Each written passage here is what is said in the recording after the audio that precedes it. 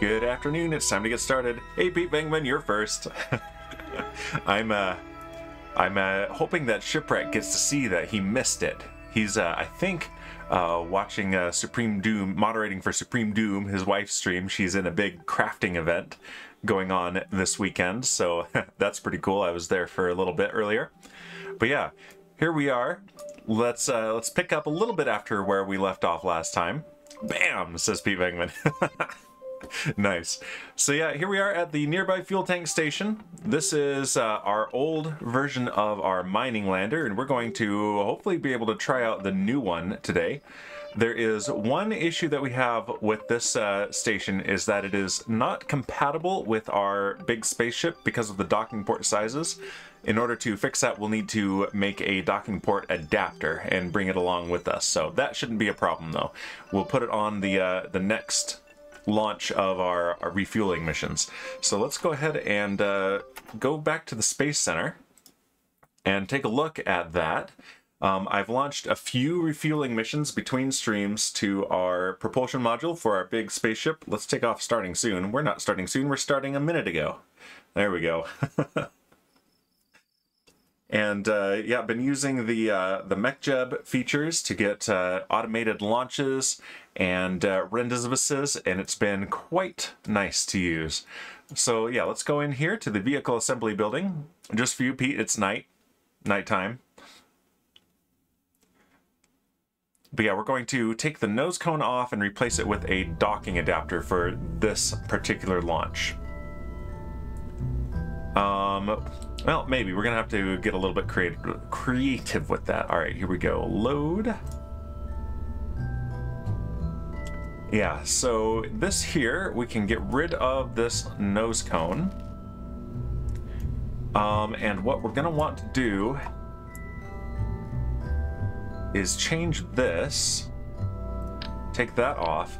Yeah, this is the big Clampertron Senior docking port that we're using for this, and the regular size standard Clampertron is on the nearby fuel tank station.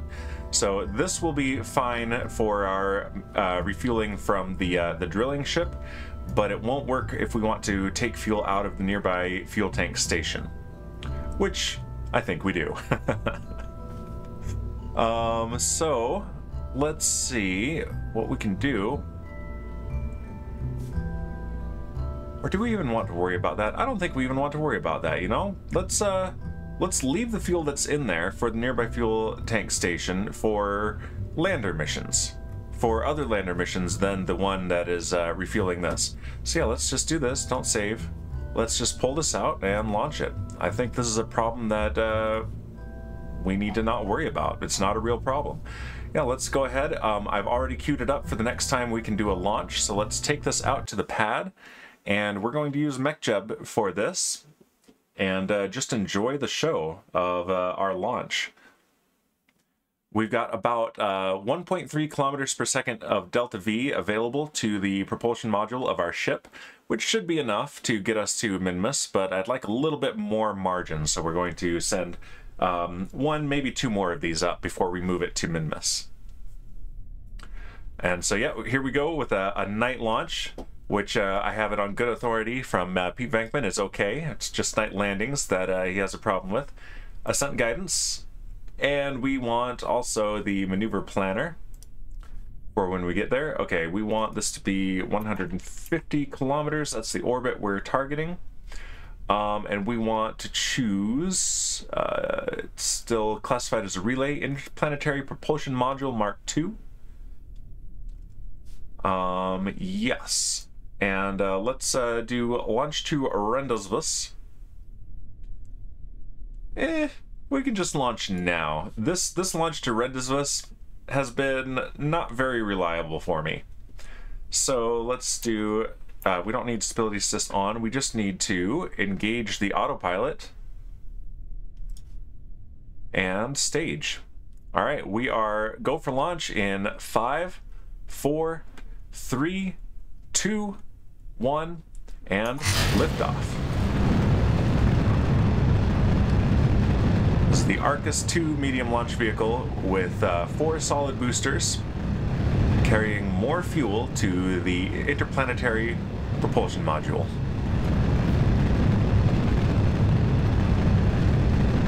Yeah, we're hands off here. Vehicle is pitching downrange.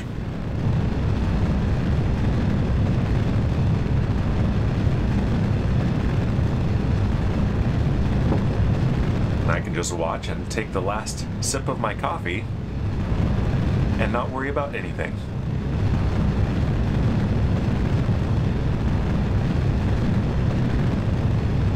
This is just going to take us to a 150-kilometer orbit, and then we will plan rendezvous with our target.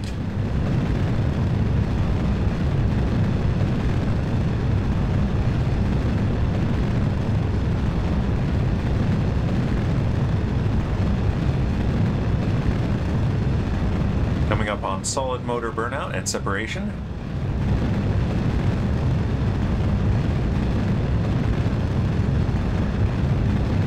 SRB burnout and a clean separation.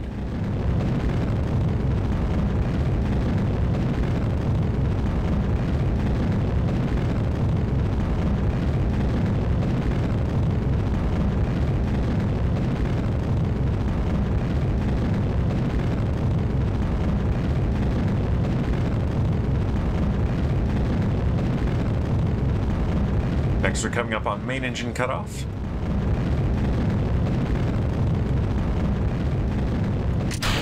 MECO, stage separation, and the nose cone is deployed as well.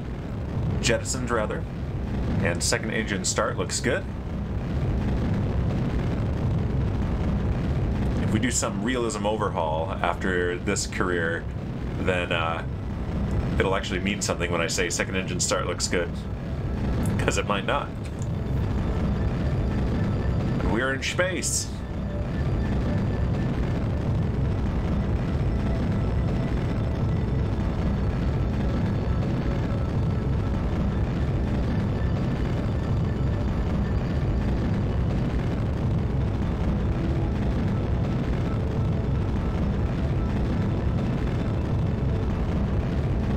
Just getting our lateral velocity up. Periapsis is rising. MechJeb is doing a good job today so far. Which is not always the case, we've noticed.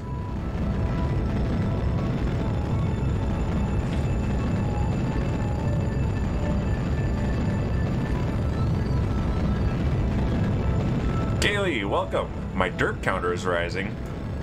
No. Derp counter is holding steady. How are you today, Kaylee? Do you have a UHC today? Get your random cat and got an Aria. Hello, Aria.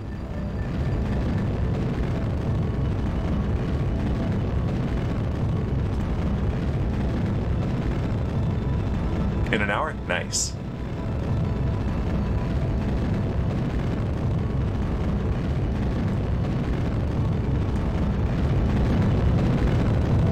Blast you guys in the face with engine exhaust. There you go.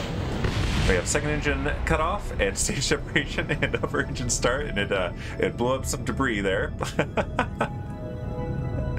That's gonna go fall harmlessly back into Kerbin's atmosphere. There you go. Blast you guys in the face with space rays again.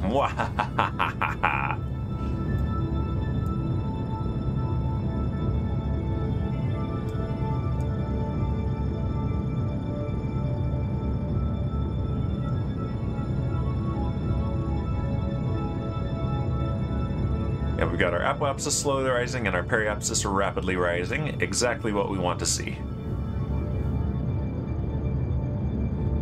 MechJeb is holding us steady at a 0-degree pitch.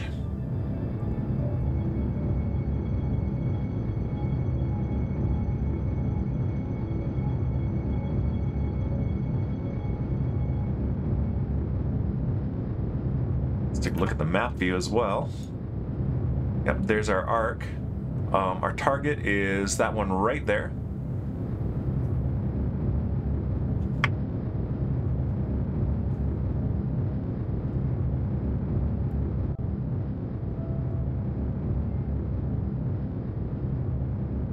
And yeah, we are right on the dark side of the planet here.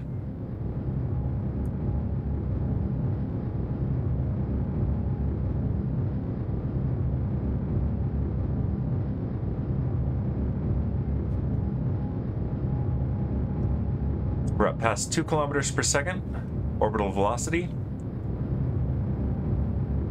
We need 2.3 kilometers per second. Well, 2.1? No, 2.3. All right, we have a positive periapsis.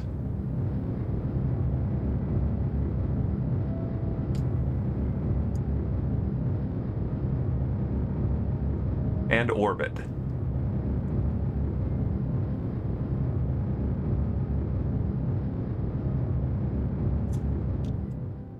We're fine-tuning the apoapsis here to 150 kilometers. There it is. And then it's going to, let's give it access to the maneuvering thrusters. There we go.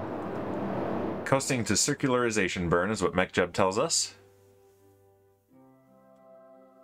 So it's going to point in the direction it needs, and then coast to apoapsis and circularize.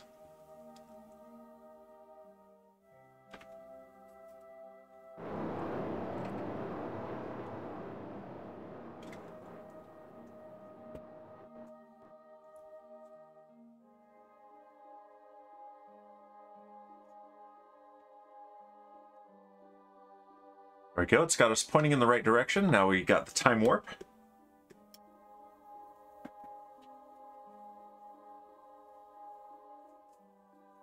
And sunrise. Let's see if we can do a nighttime docking for Pete Venkman.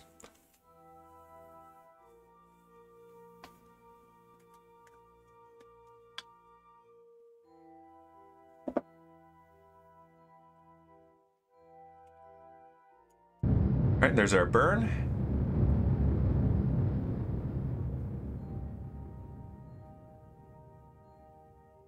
And we have a circular orbit. Very good. Okay, so let's take a look here. We need to actually get an encounter, so let's pin that right there. And when we get there, we're going to point prograde. And we're going to raise our orbit and see if we can get a good close encounter with our target.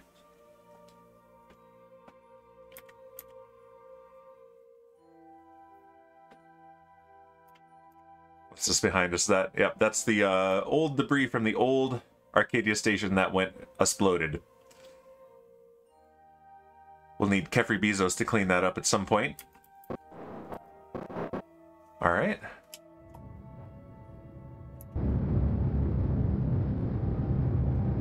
Just need to bring this all the way around here. Close encounter of the big kind, sort of. Close encounter of man, bear, and pig. Kaylee, I have terrible news. An incident has occurred on the Vault Hunters server. My Gigafrog has been abducted, and I need to go find it. I discovered that today while I was doing the doing another refuel mission and breeding up frogs, multitasking as I do. Did I kill evil Kaylee Kerman? No! Why would I do that? That's the best Kaylee, is the evil one. Let's fine-tune this with our maneuvering thrusters.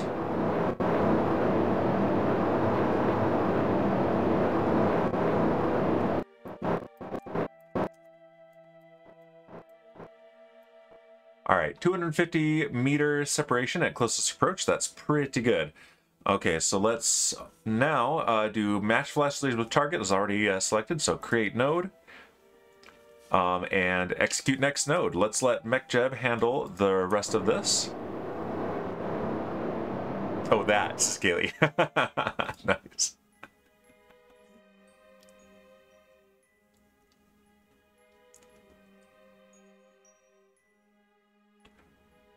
So I say an incident has occurred on our Vault Hunters server, and you assume it's evil Kaylee Kerman, who doesn't exist on the Vault Hunters server.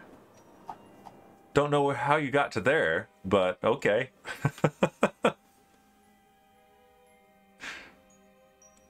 Alright, we're pointing in the right direction. We should get auto time warp here in a moment. There it is.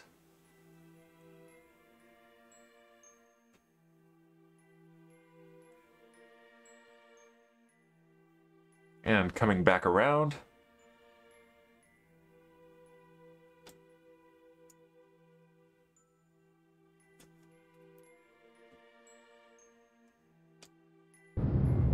And here's our burn. And there's our target, 6 kilometers away. It says, well, I said that before you said the thing about the Vault Hunters. No, you said it afterwards. You just hadn't heard me say it yet because just a little bit behind, I'd say. Hashtag victim blaming. There's our lag spike as it loads the craft into the physics engine.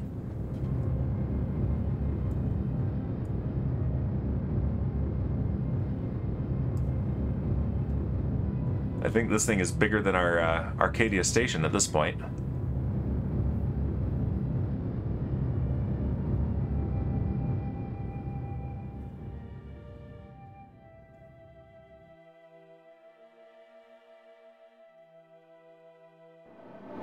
All right, we have matched velocities. So what we need to do now is make sure we're controlling from here. We're not going to get the camera out yet, but let's point towards the target. You're working on a poppy watercolor painting? That sounds pretty cool.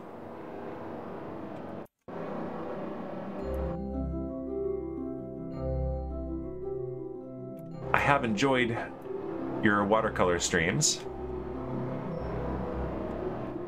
It's been like 20 years since I ever worked with watercolors, and I was never particularly good at it.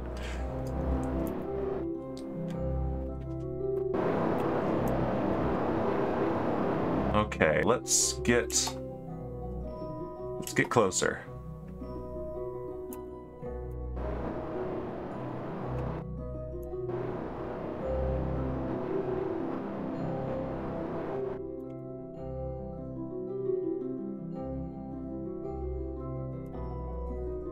Alright, we need to point retrograde now.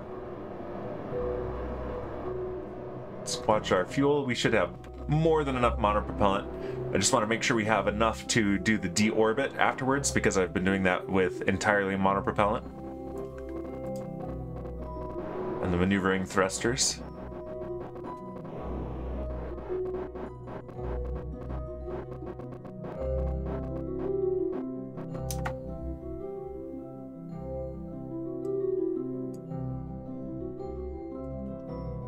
All right, we're closing in. 4.6 meters per second. Yeah, I'm not very good either. Well, way better than I am, that's for sure.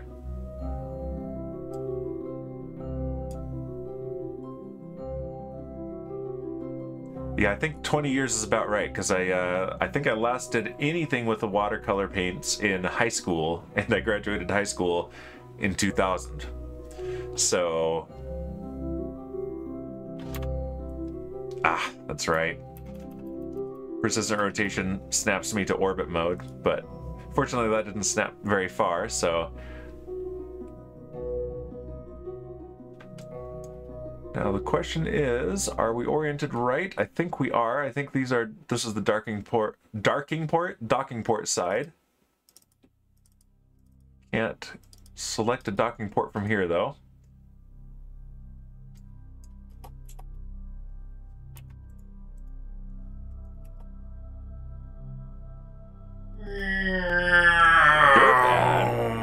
Wow, Root, you just wanted to be the one to get 333 derps. We're halfway to 666.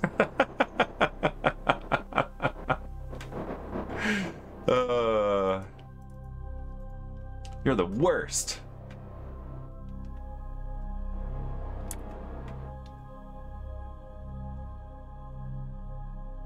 All right, we're getting close.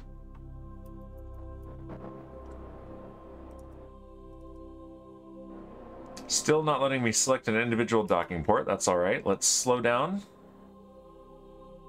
Clearly you're the worst, says Kaylee. Wow, rude. Wow. How dare. All right, let's activate the camera now. And let's turn around and face our target and come in for our docking.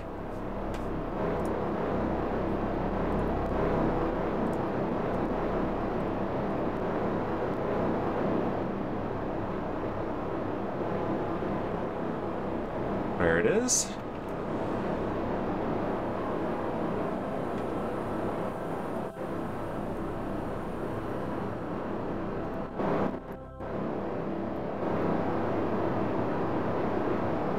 All right, 1 meter per second. Approach velocity is pretty good.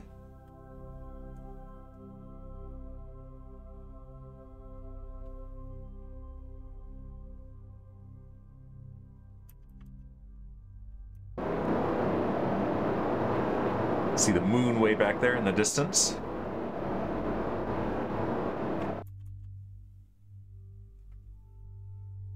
Just gotta get lined up here, and we're close enough I can choose the docking port now. I'm going for this one that is opposite the lander that's already docked there for the best clearance.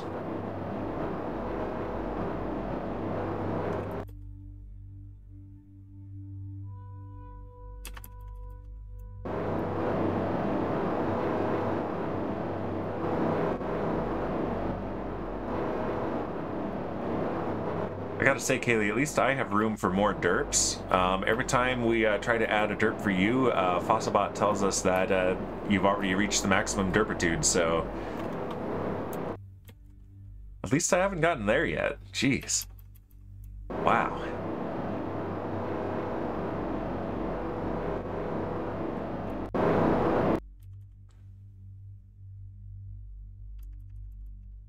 Satan, how you doing?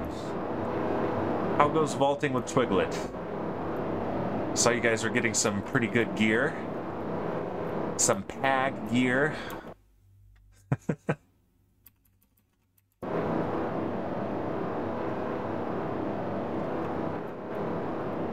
This is what I was doing while you guys were vaulting, and I was breeding up my frogs and discovering an abduction. Is refueling missions, and we're doing another one here. The bot lies, says Kaylee. Wow. Wow. I don't know about that. Robots never lie. Robots are perfect.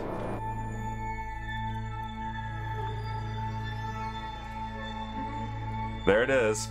Yep, yep. The robot is being very consistent about this, so I don't know. I'm not sus of the robot. Gotta say.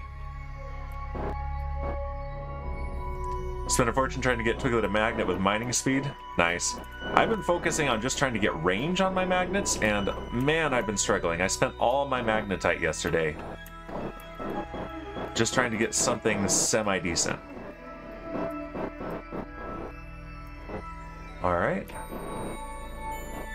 We still have enough monopropellant for a deorbit, so that's good. Just need to get this to dock. Come on.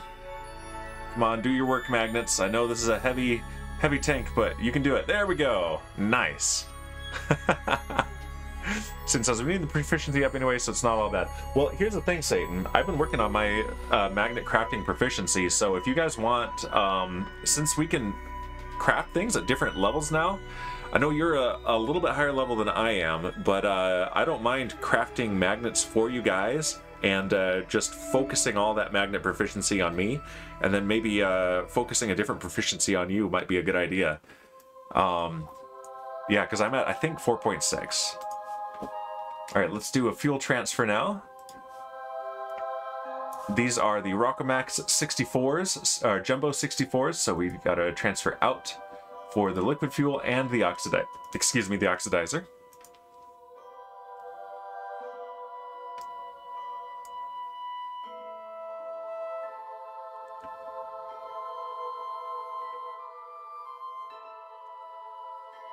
And there they go.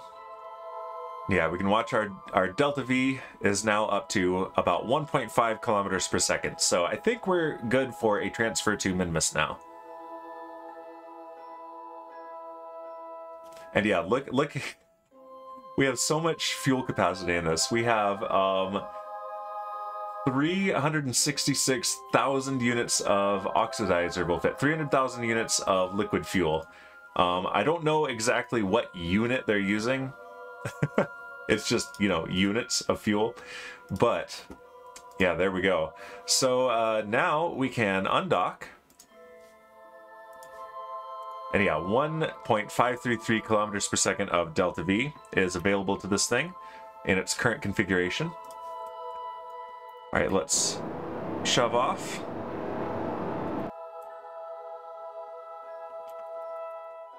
And point retrograde, and let's hope for a daytime deorbit. There's a little bit of a glow over the horizon there, so we have a decent chance of ruining the streak for Pete Venkman. Sorry, Pete.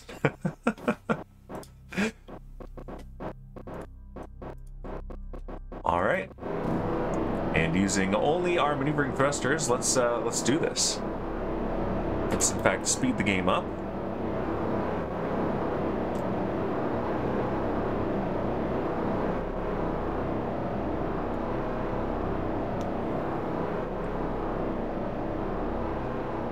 But yeah, Satan, I think we can get a total of 200 proficiency points, so in theory we can max out 2 proficiencies total. So we should, you and I should each choose a couple that we should focus on, I think. Would not be a bad idea. Pete says there's a little bit of light on the horizon. That's right, and there was the sunrise. Yeah, I'm ruining everything for you, Pete. Although, I mean, maybe we'll go all the way to the other Terminator, and nope, here we are entering the atmosphere.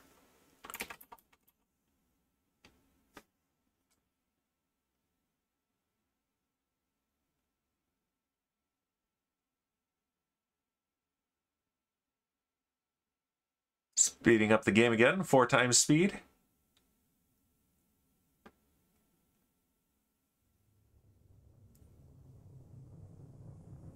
We just want this thing to be destroyed and not clutter up the surface of Kerbin, orbit of Kerbin, or our game save file. Pete says Dan is in rare form landing in the daylight.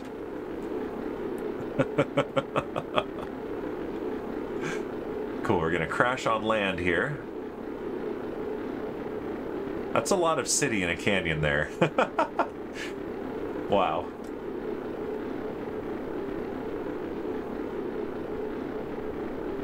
Lots of drag on these things. These things never do explode in the atmosphere. They slow down too effectively. But here we are coming down in Kerbin's Highlands.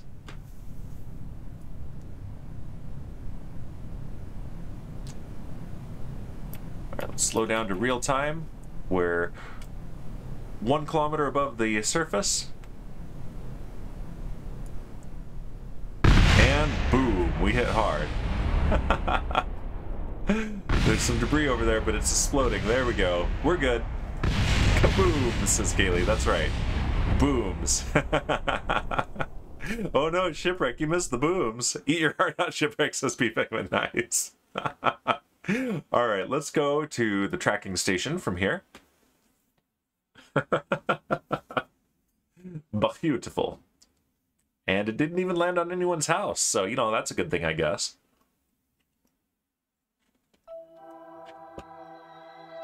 Okay, so let's go. Yep, interplanetary propulsion module. And let's see what it's going to take to get into orbit of Minmus. I think we'll be all right.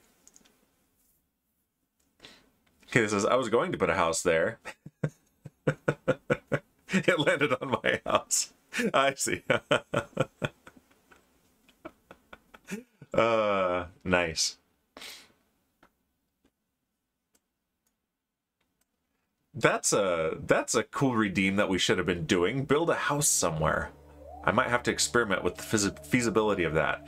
Okay, yeah, we have 1.533 kilometers per second of delta V available to us. So let's do some planning here. Let's turn off... Well, I can't turn off those. Let's change the type here so that we can actually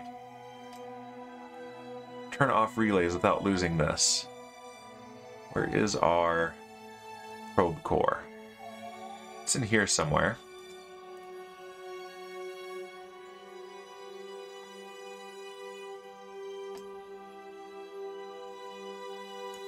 Is it in... There's no service bay here. Ah, there it is, right there. Okay, so let's aim the camera here. It's right under the satellite dish. Alright, rename vessel.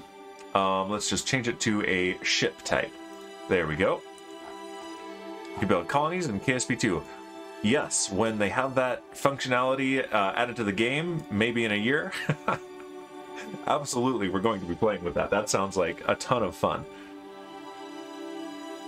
Okay, I think this is our only active engine right now. Okay, yep, okay.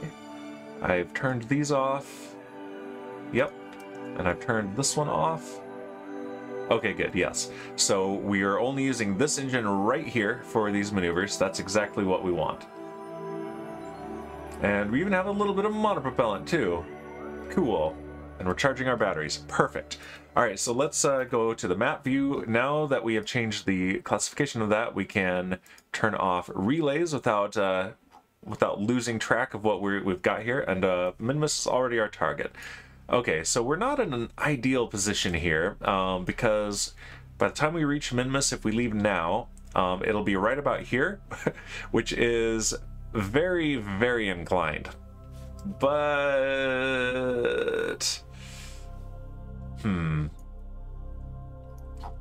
if we do a maneuver here at our descending node, how long do we have to wait until it's in plane?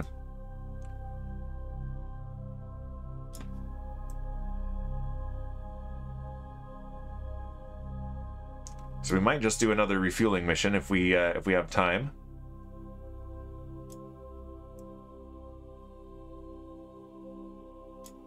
Not too long, I think. Okay, so let's right-click on this so that we can add orbits to it. And, oh, I've got everything there. So let's do this. Okay, orbit plus. 2 days, 3 days, 4 days. And there's an encounter with the moon, trying to ruin everything.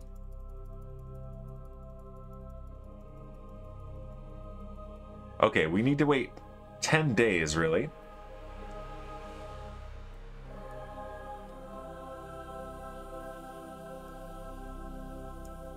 Whoa! Okay, that's pushing harder than I want. So let's go back, right-click on this again, so we can use these handles.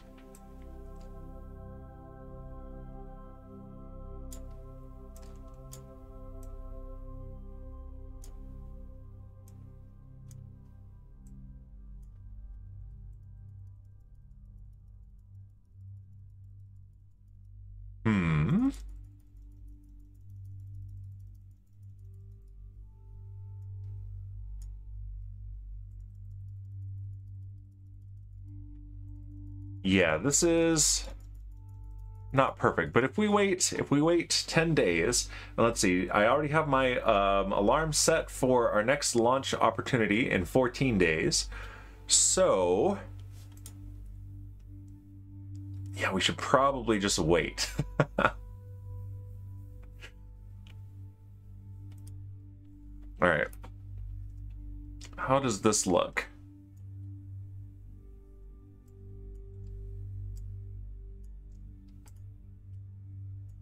Our fuel here.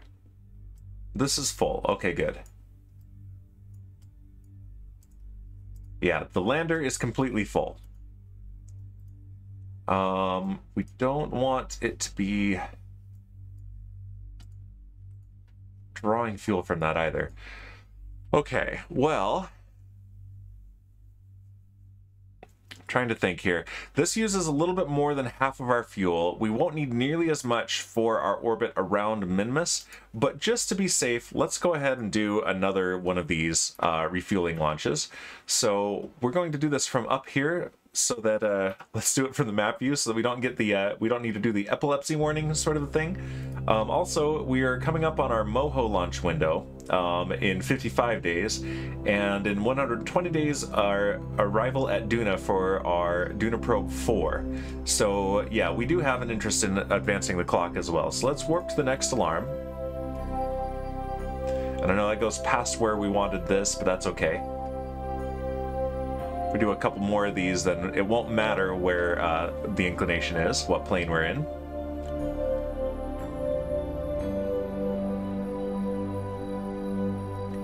Alright, we're coming out of time warp here.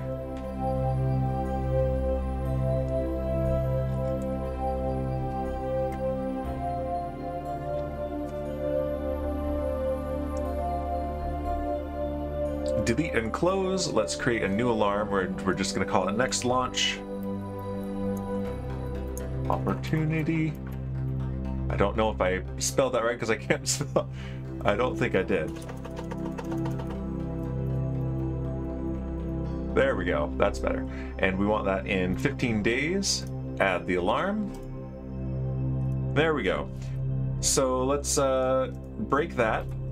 Let's go back to the Space Center. And let's launch another one.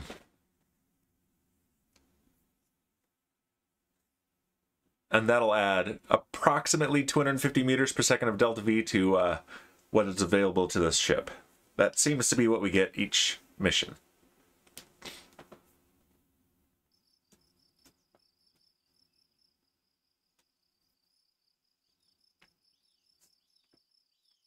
All right, let's just do it from here. We rarely use this menu here, but it'll work fine. For this, yeah. Big fuel tank 5.0. I don't know why it lists it twice for these. I think one might be the auto-saved one, but here we go. Let's launch that thing.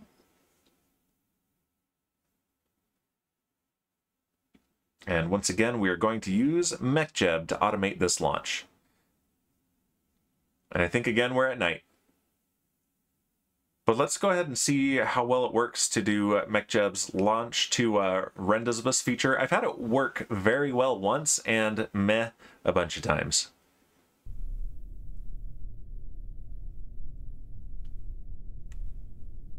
Loading. There we go. Let's close that. Let's set our target. And let's open the maneuver planner and ascent guidance. There we go. And yeah, launch to Reusable. Yep, our altitude is good, and engage autopilot. All right, here we go. In fact, let's do target self, let's set position, let's watch from here.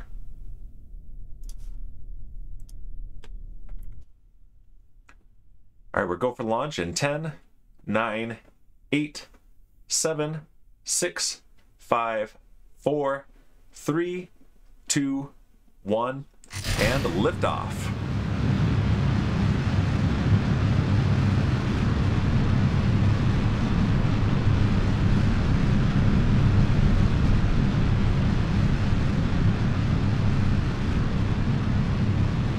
Vehicle is pitching downrange.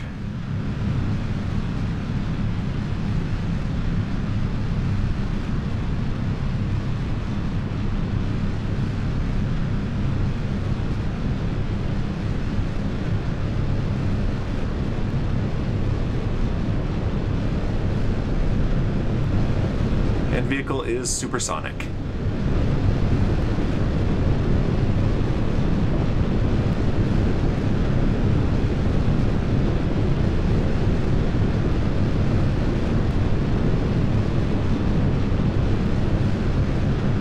We have maximum dynamic pressure as well.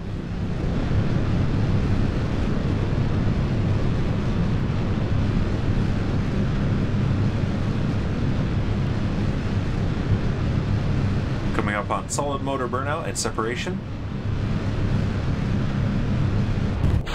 There's SRB burnout and a clean separation.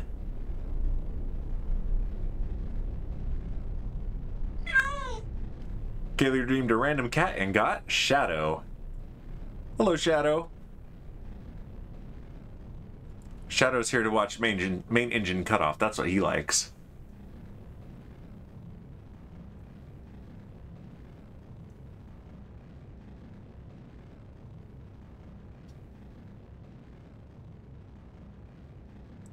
Alright, we have Miko, stage separation, and nose cone jettison, and second engine start.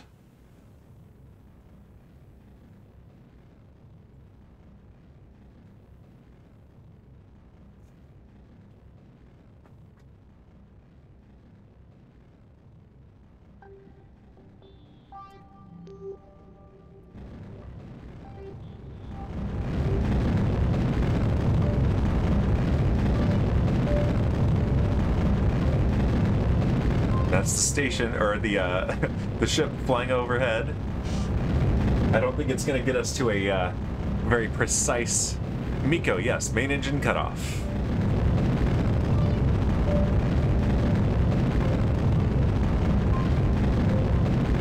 Miko meow. Wow, okay. Wow. Fired. Okay, this says, no, I wrote that when you said all the words. I know what it means, okay. I was gonna say, where have you been? We've been using that term since the beginning.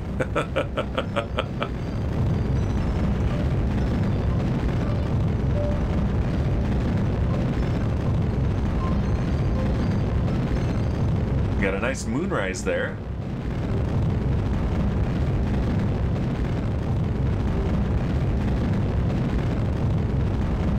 Don't dance-plain it. Psh, I'll dance-plain what I want. If I ever get mech merch. I need a dance-plain merch, yeah. Well, we're growing. At some point, I think that will be a thing. I need to make my cats famous so that people buy your prints. Speaking of buying prints, there's a print or two that I would like to buy that I don't think are available. Haven't looked in a while. But I have 2 empty frames and 1 with an Aria picture in it.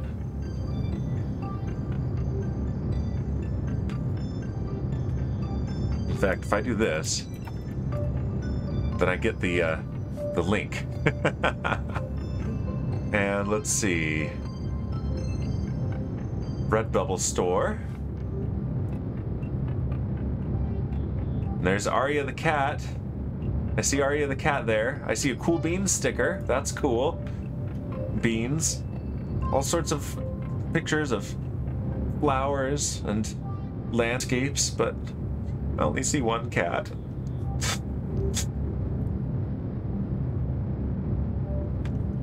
You think I got my icons from Not Kaylee?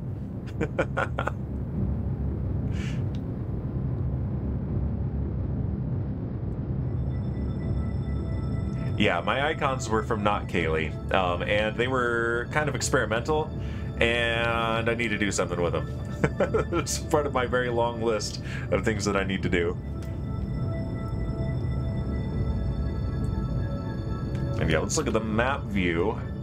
Yeah, we're not going to get a very good encounter from a direct ascent here, but it's not going to be the worst, but it's not going to be great.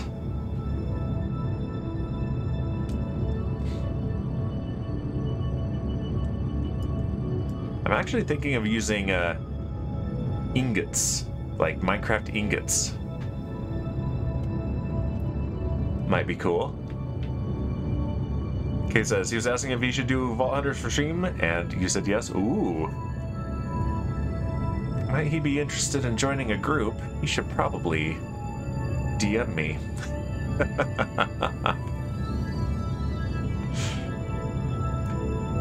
There's Jewel.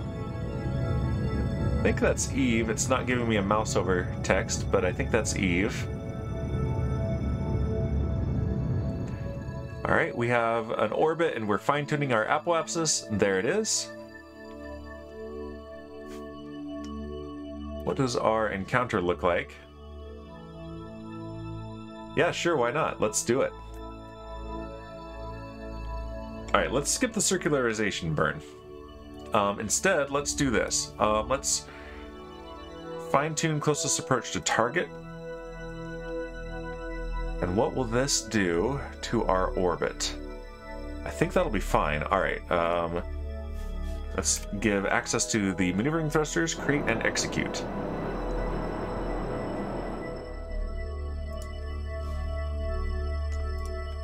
So I'd have to run it by the other guys and see if everyone's comfortable, but might as well see if there's any interest before we formally do anything like that. Might as well.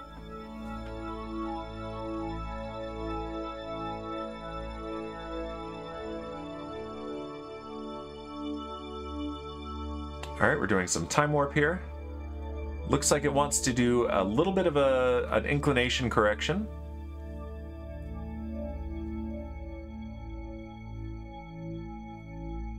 Let's just make sure it doesn't bring our periapsis into the atmosphere. I don't think it will. It doesn't look like it will, but...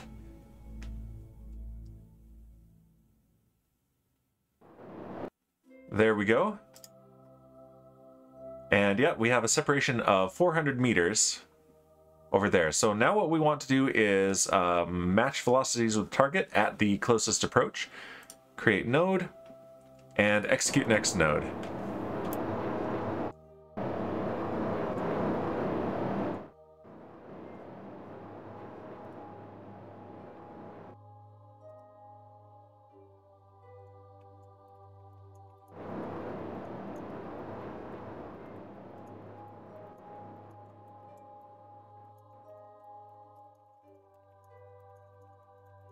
Type in a message to Shipwreck here.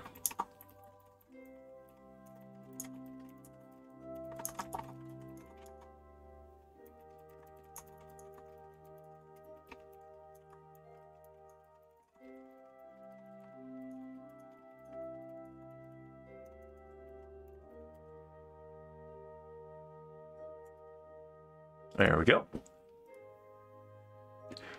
All right, we're coming up on our deceleration burn to match velocities with our target, and of course, it's nighttime. I blame Pete Venkman.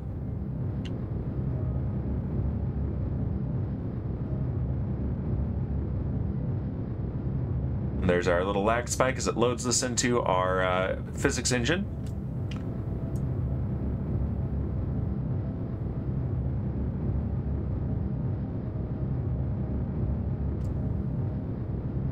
We've got a very faint glow on the horizon, so maybe we'll have a daytime docking. Let's hope for that.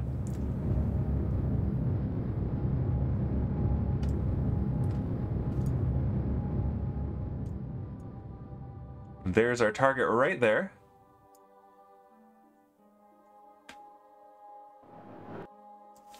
All right, let's turn on stability assist.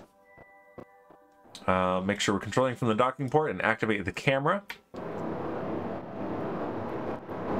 And which way do I need to turn to face this thing?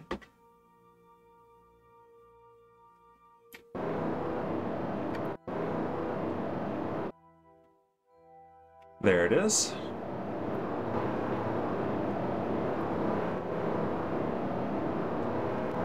Spotted it on the nav ball, and I think we might even be on the right end. We're about to find out.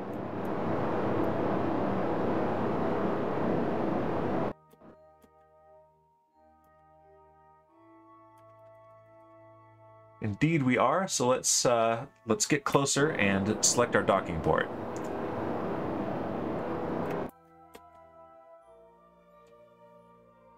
Oh, good, we have the sun. All right, cool.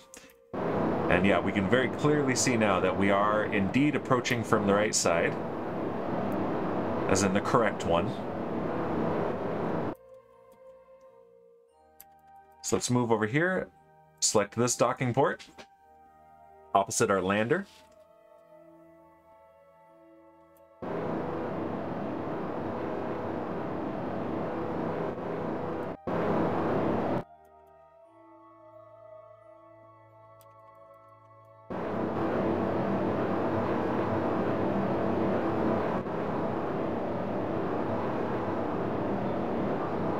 Now we just need to get lined up. Very familiar with this.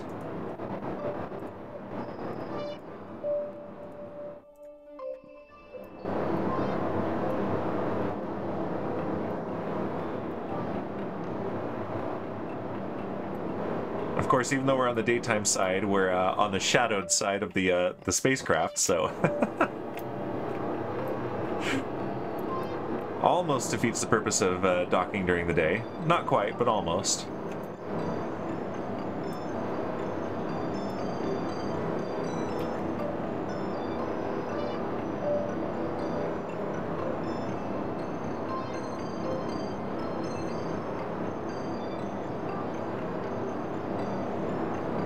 All right, we're just about lined up.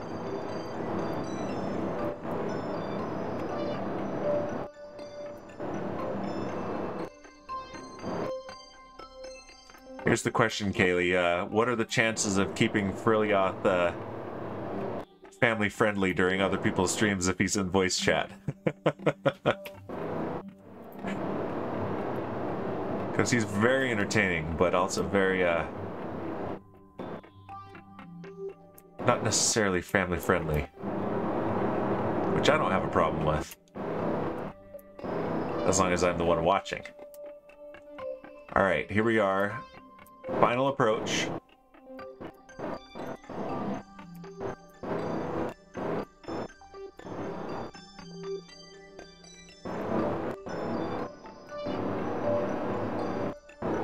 Slow down just a little bit.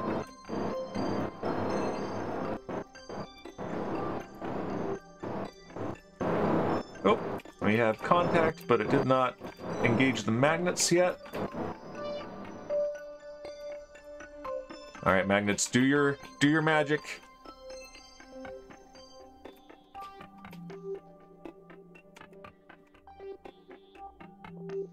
There we go. Magnets have engaged.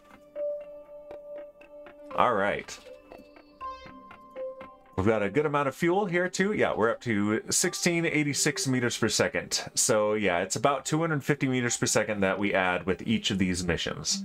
So let's pull up our fuel balancer and transfer the liquid fuel and the oxidizer.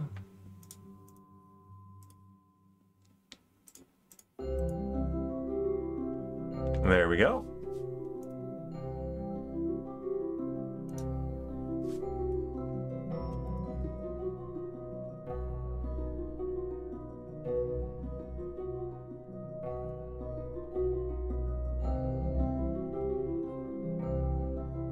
Yeah, we got our butt pointed at the sun there. At least we can see the planet nice and illuminated.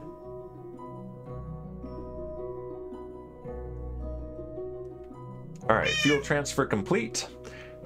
Smat Cat, welcome! Redeemed random cat and got Aria. It says cat. Yeah, that's a very fair response right now, Kaylee, because he's a mutt. Oh, I see. Thought you meant like do it right now, not just answer it. Yeah, no worries. All right, let's see. I brought this back up even though I closed it. All right, let's undock. And yeah, we have 1.7 meters per kilometers per second delta V right now. Smack Cat redeemed first, but not really. Yeah, welcome, Smack Cat. How are you doing? Hope you're doing well.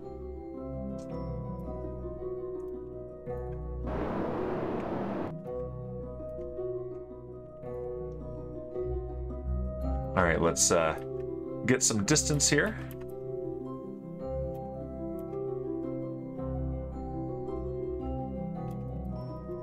All right, we're in orbital mode, so let's point retrograde and deorbit. Okay, it says I have to leave you now. Not allowed. Good luck in your UHC. Don't die. Shipwreck says first. You weren't first, Shipwreck. Pete Venkman was first. And Shipwreck, you are first to redeem Booznate, Shipwreck. And I appreciate that because no one else is taking care of me today. So let's do it. Let's Booznate for Shipwreck. Hello, Shipwreck. Yeah, I've got the last that I have in stock of my Elefino double IPA from Red Rock. A very generous first Booznate since we're already an hour into the stream. Pete's lying, says Shipwreck. No. Yes, hello, wreck of ship, says Kaylee. Shipwreck, you're in time to potentially see some booms. If we impact over land, we'll definitely get some booms. And it looks like maybe? It's hard to say. We're really high up here.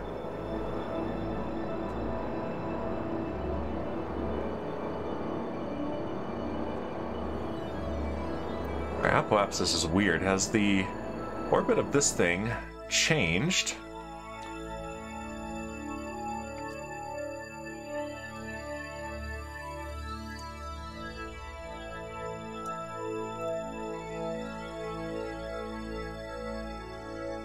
It has. It's shifted significantly. That's weird, and should not be the case. Yeah, that orbit has moved by quite a bit. I'm glad I'm catching that before the Periapsis dips into the atmosphere, but yeah, that I think is, I think it's miscalculating things as the center of gravity changes, so yeah. Pete Bengman says, I need to run. Got stuff going on here. Catch you later. He's running away from Shipwreck. Alright, see ya. Shipwreck says, you give up on KSP2? No, Shipwreck. As stated before, we are continuing and we intend to finish this career in Kerbal Space Program 1. There has been a major patch for KSP2. I haven't played it yet, but I really want to. When we get the next one, I'll probably play that again. And see how that performs. But yeah, I'm heavily invested in this in this career here. But no, the performance is reportedly vastly improved in KSP2, and they're continuing to work on that. And quite a few bugs have been fixed. Unfortunately, it doesn't sound like I'm ever going to be able to fly the Kerbal Space Center up to space the way Kit did, because they fixed that bug. What's the end goal of this career? Ah, Shipwreck, it's like you haven't even been here. We're building the ship right now that will be our end goal. So what we want to do is have a very large passenger ship with various landers and such docked to it, and take all of our viewer-redeemed Kerbals, every one of them, except maybe Carefree Bezos. Kaylee redeemed Random Cat, and got Arya and Kirkshanks. Kaylee, you gotta get ready for your UHC. What are you doing here?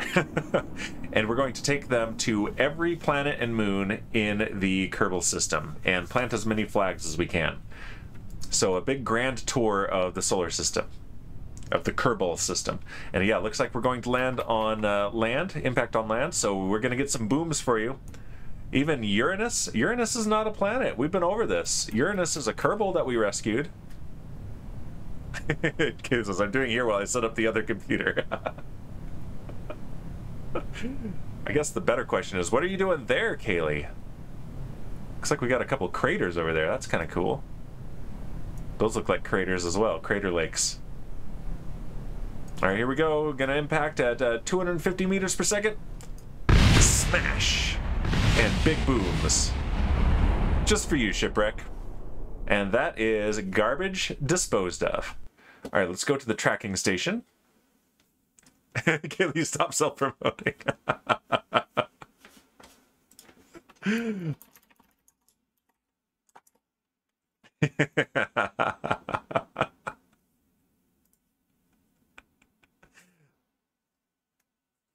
It's not self-promoting if I do it. Says, everyone leave Dan's stream and come watch mine. Well, if you're still going afterwards, we might come raid you. Haven't gotten to raid you in a while. Alright, so yeah, our orbit has shifted, and it really should not have shifted. So that's a potential issue. But let's go to this thing, and let's move it to Minmus. That way we don't have to worry about this shifting orbit. We can just move the thing to Minmus. Scale, I think you and me is everyone right now. Good luck, Kaylee. Don't die. Do all the murders. Kill everyone.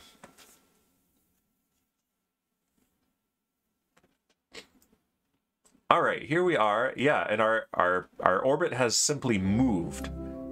So instead of a circular 150 kilometer orbit, we have a periapsis of 88 kilometers and apopsis of 212. That's not quite right.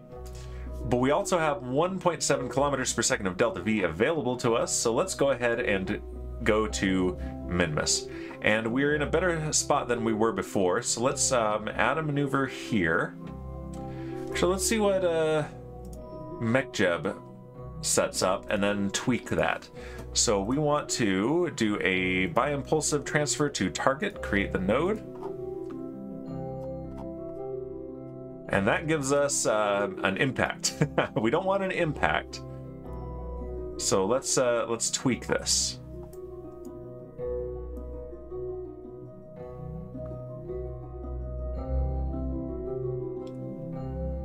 I think that will do nicely. Oh, we get an encounter with the moon, but it's a tiny encounter, so yeah. Shipwreck says, okay, stop this show right now. No, I refuse. All right, let's do this. Dan, where are the bison? Shipwreck, where's the frog?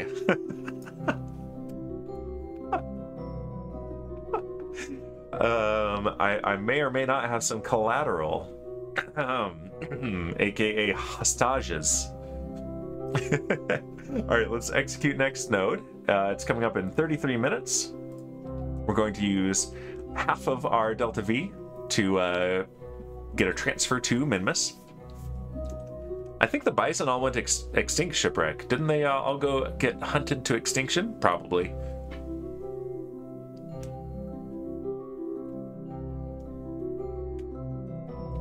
Oh, let's activate the maneuvering thrusters because the reaction wheel on this thing does not have nearly enough strength to do any attitude adjustment. Hops around spawn. Do you mean actual spawn and not the portal platform? Because I haven't gone and looked at actual spawn yet.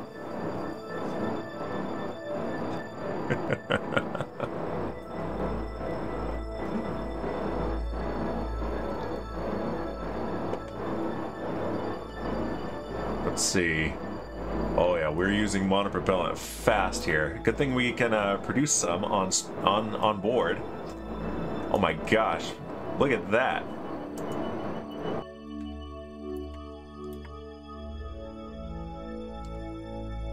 Portal spawn.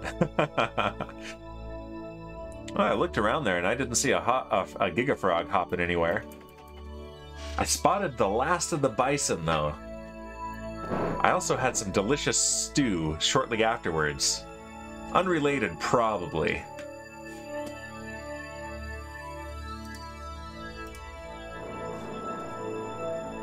Alright, we're going to point towards the maneuver marker on the nav ball.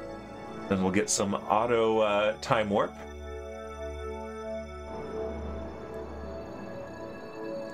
Yeah, these things just are not stable enough. The robotic parts in this game are cool but super buggy. So I think a redesign of the maneuvering thruster pods for our space forklift is also in order. All right, we're pointing towards the maneuver marker. We should any moment now get some auto time warp.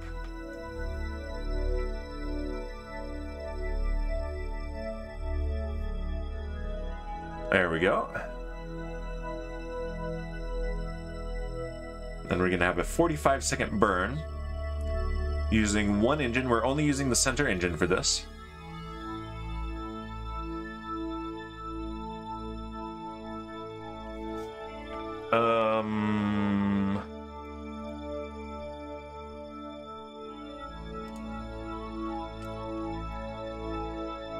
I have some concerns here.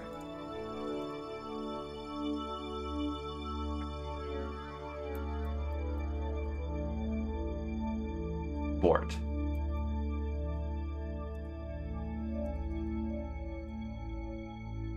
Okay, we're fine. Alright, I was worried that maybe my control point was not correct, but it is absolutely correct. So we're okay. Yeah. I was getting worried. I was like, uh-oh, is this thing about to try to deorbit me? Because I don't want it to do that. That would be not okay with me. But yeah, this engine is deactivated. These 4 engines are deactivated. All 6 of these outer engines are deactivated. Only this center engine will be used for this burn.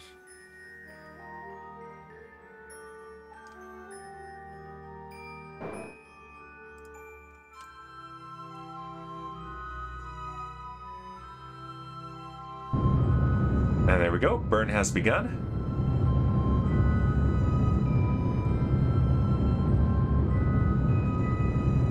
Yeah, I don't think this burn time estimate down here is accurate.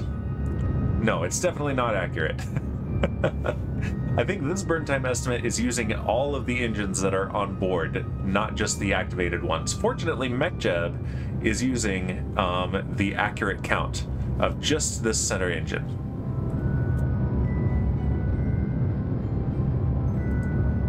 That does mean that this is a significantly longer burn, and I don't dare increase the time because already we have a yellow display up here, which means that it is barely keeping up with all the physics calculations that are needed.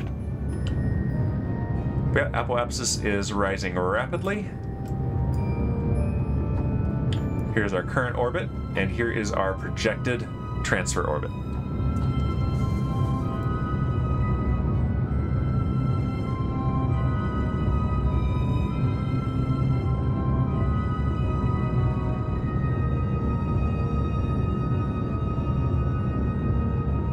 And everything is looking normal. We just have to wait this out and enjoy the view. Kerbin's Highlands down below us.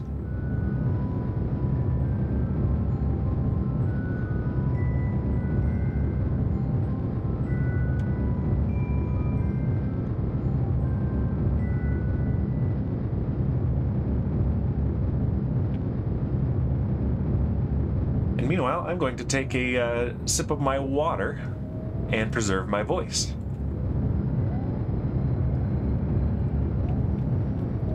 This is a better estimate of the burn time here because MechJeb has centered the node in the middle of the burn.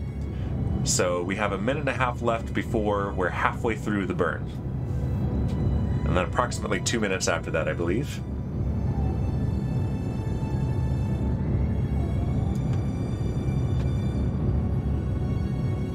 Tempted to turn on the other engines, but that would mess up the calculations MechJeb has already done. So we're not going to do it.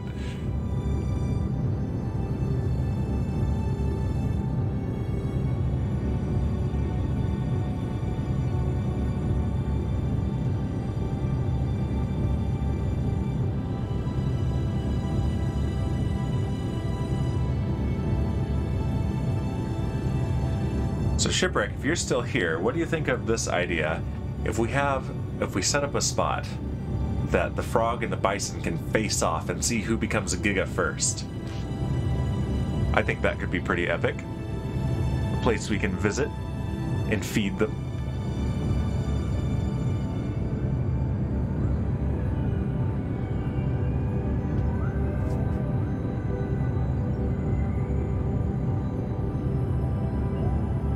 Everything is looking normal. Oh, I'm so tempted to go to double time. That's my impatience speaking.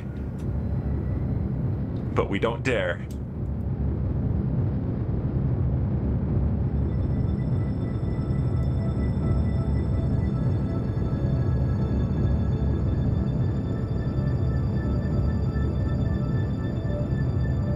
Let's look at the map.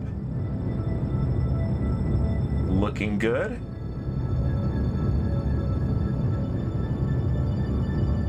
Are we really going to have an encounter with the moon?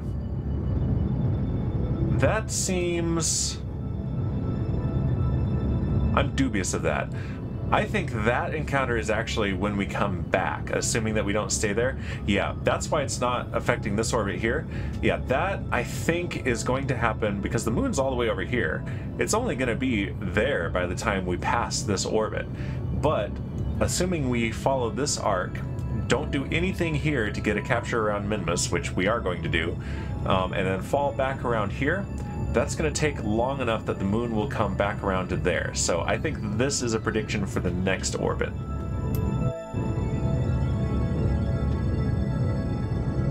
All right, we're halfway through the burn.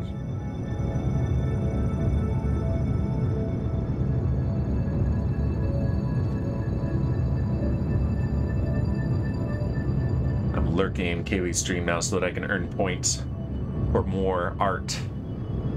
But first she needs to finish doing the art for the sunglasses for my cats.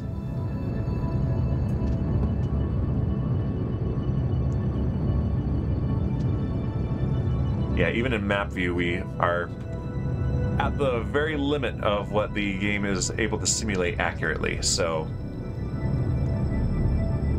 we're gonna stick this out in real time.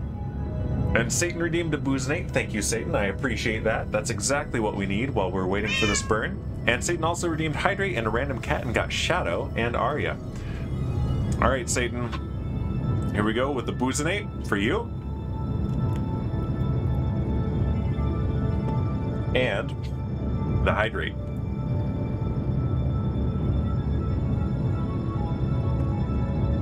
Thank you very much, Satan.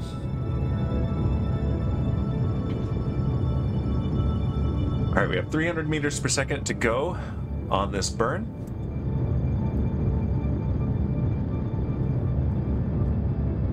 And the farther out our apoapsis goes, the quicker it will move. Because we'll have more leverage.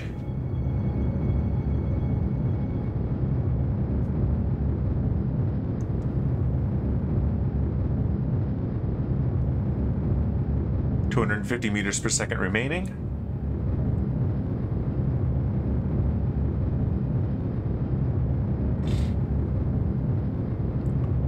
This is by far the biggest object that we have moved in this career, and it's only going to get bigger.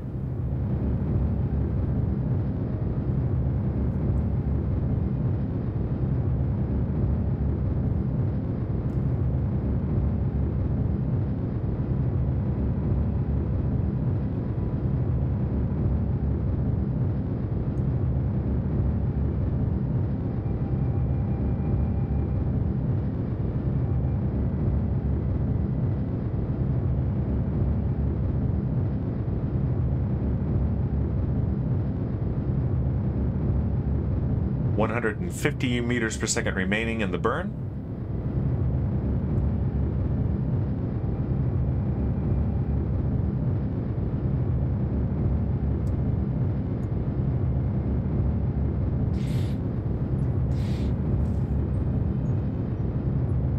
Yeah, 700 meters per second just to move our apoapsis this far, and only 100 meters per second to move it the rest of the way. 100 meters per second remaining.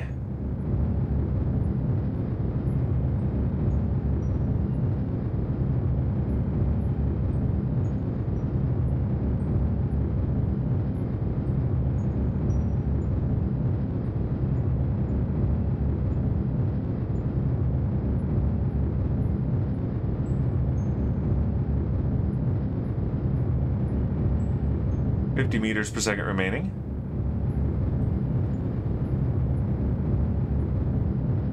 $40,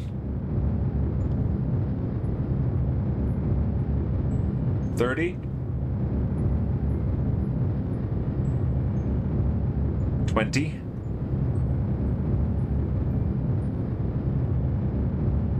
$10, throttling down.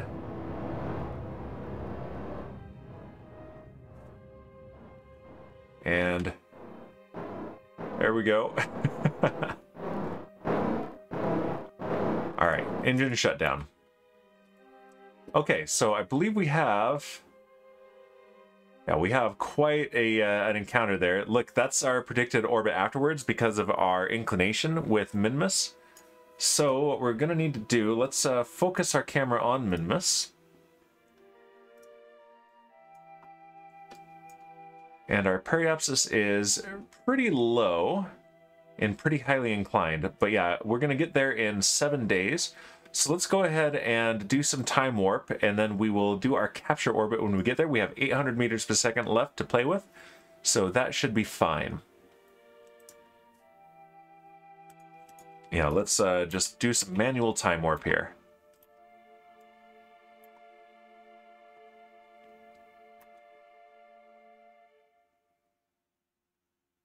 We're tumbling around in space.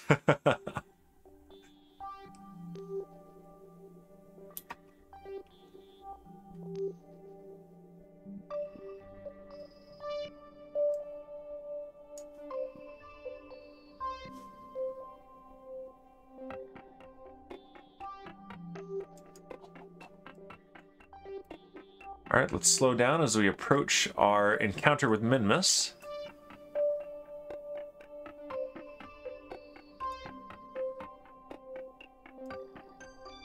And that's what our path looks like from a Kerbal frame of reference.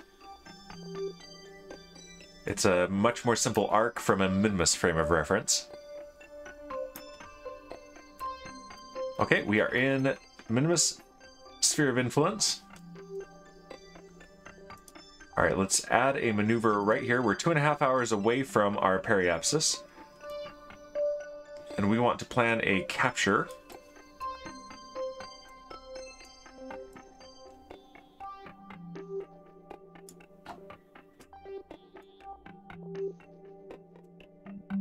Like so.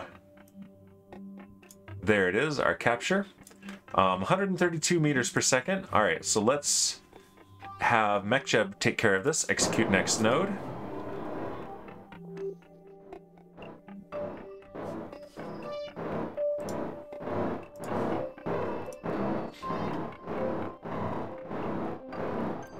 And I think, yeah, we got some wobbling there again. So let's remove. Let's turn off the maneuvering thrusters and let's see. Can we adjust anything here? Auto start to grandparent part, yes. Locked, yes.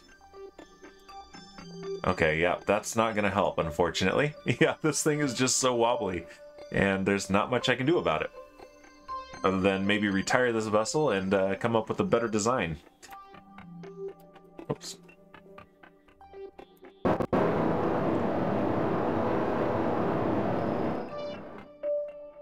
Wobble, wobble.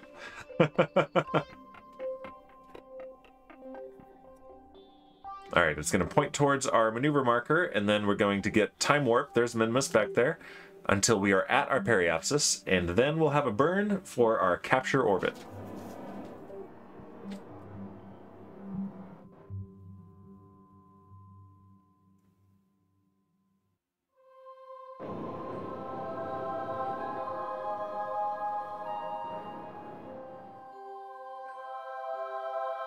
Alright, we're fine-tuning our attitude here.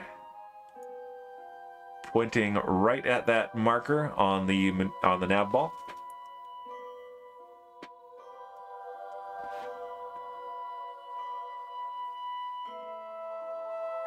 Meanwhile, I'm sure that Shipwreck is doing something horrifying to my Vault Hunter's base.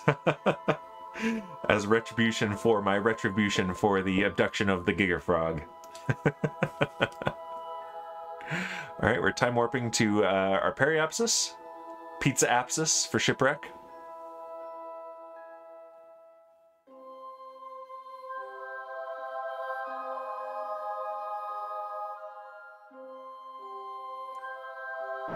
Alright, here we are. And yeah, this is saying a 6-second burn, but that's with all the engines.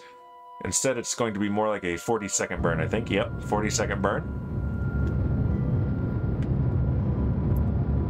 And we're not going for a circular orbit here because we want to have an eclectic orbit, an eccentric orbit. That's the word I'm looking for. Eccentric orbit, so that we have our equatorial ascending and descending nodes as far out as possible, so that it is not expensive to do a plane change maneuver.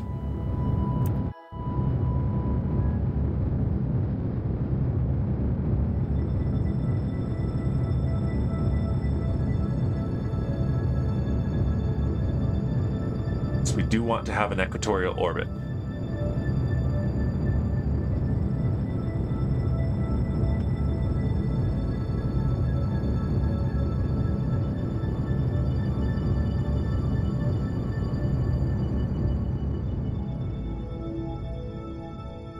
There we go, we have our capture orbit. So now what we want to do is, let's see, where is it? Change inclination to 0. Cheapest equatorial ascending or descending node. Create the node, 141 meters per second. Yeah, we can afford that for sure. All right, execute next node. Do your work, MechJeb. Let's keep an eye on these arms here so they don't wobble too much.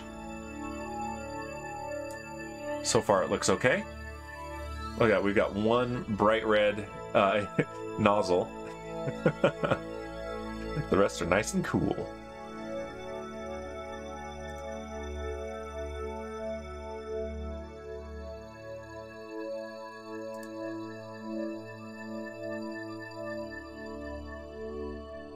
Look at this, we're just on pretty much fumes, but still, that's a lot of fuel. That's 10,000 units of fuel.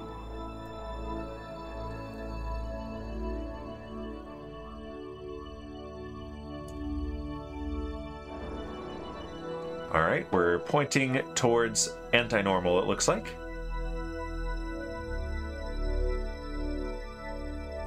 Yeah, our inclination is 145 degrees, and we want that to be 0. Eccentricity is 0.83, that's highly eccentric. Makes sense. It's me, after all.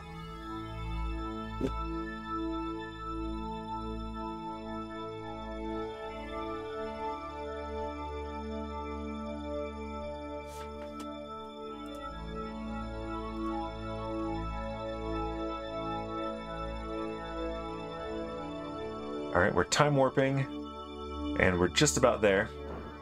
And again, that's going to be another 40-second burn or so.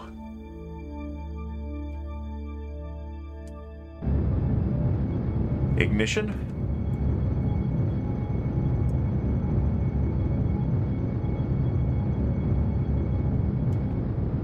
And our inclination is dropping.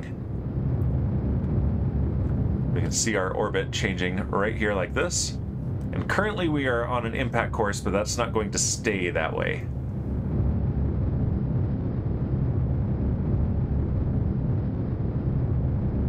Our orbit is going to end up like this. And we want to actually drop it pretty low over Minmus. Maybe 50 kilometers is what our final orbit is going to be. Because we had some trouble with our orbit being this high.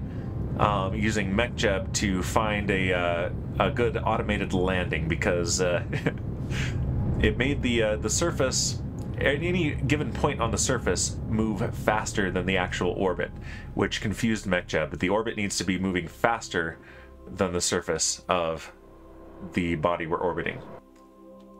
Okay, there we go. So now what we should do from our apoapsis, let's change our periapsis to, let's make it 50 kilometers.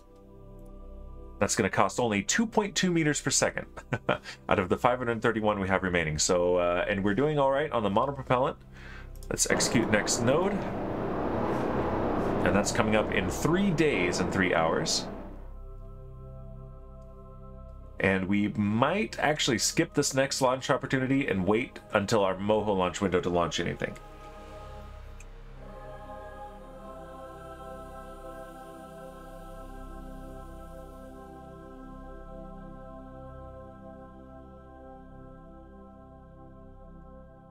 All right, we're turning around to point at the maneuver marker on the nav ball.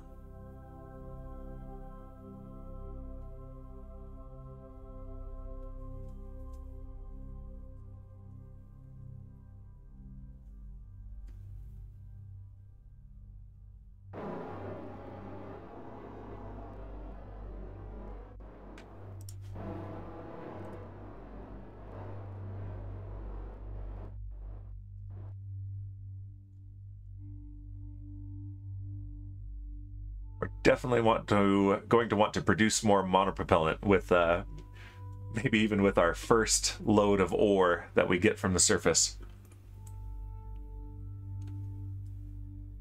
So I think we had about 1,350, round down to about 1,300 units when we left Kerbal, and now we're down to 900.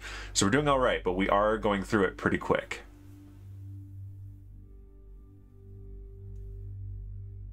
All right, warping to apoapsis.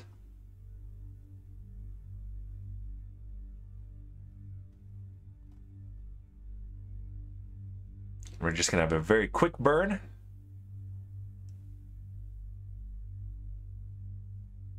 Less than a second, I believe.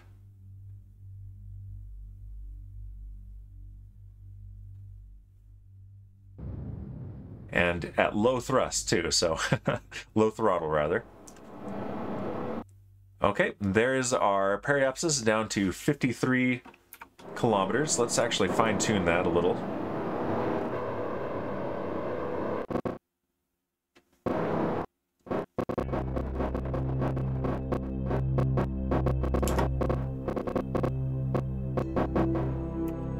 There it is. Alright, so now what we want is to change our apoapsis. There it is. Also to 50 kilometers.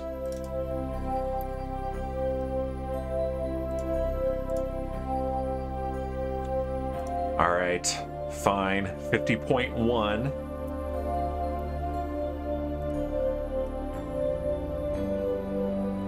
It's changing. Okay, 50.15. Error occurred. There we go. There it is. 47 meters per second. Execute next node.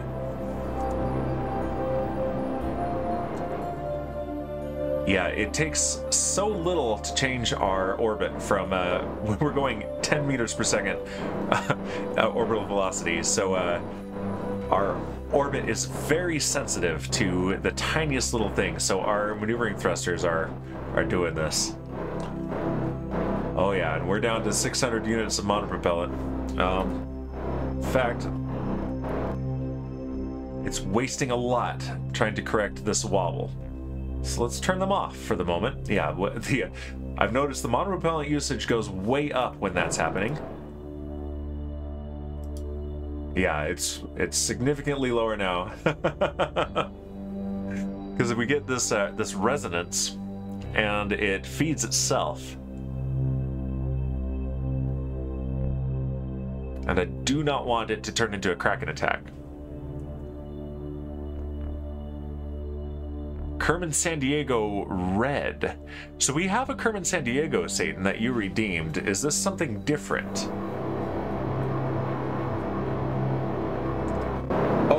Oh, right.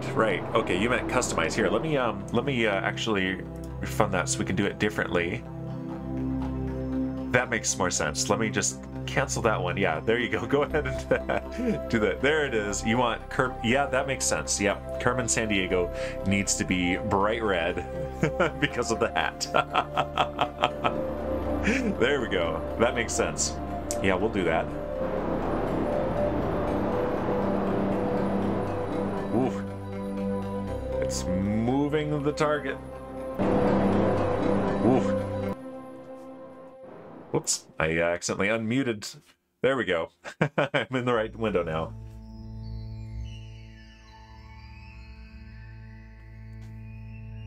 Down to 400 units of monopropellant. Come on, man. Come on, MechJeb, you can do this.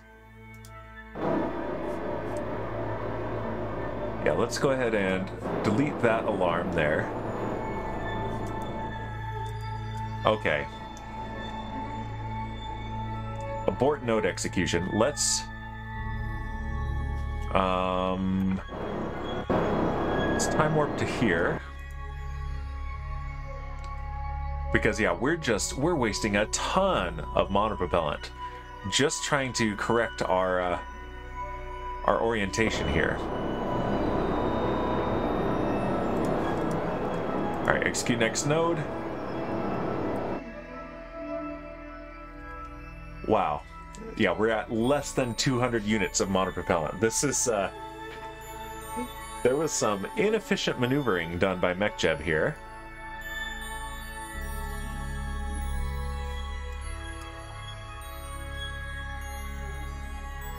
And don't let me forget, Satan, we're going to do that next. Before we even do a refueling mission, we'll take a break from this, what we're doing right here. And we will customize Kerman San Diego. Let's actually change this. Circularize at next periapsis.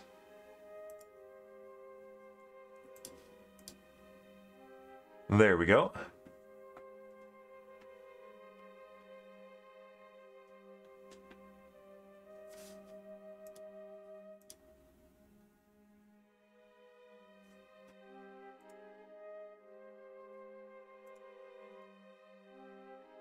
All right, we're just rotating around to point towards that maneuver marker. I'm tempted to do this manually if MechJeb uses too much monopropellant here. But I think we'll be okay.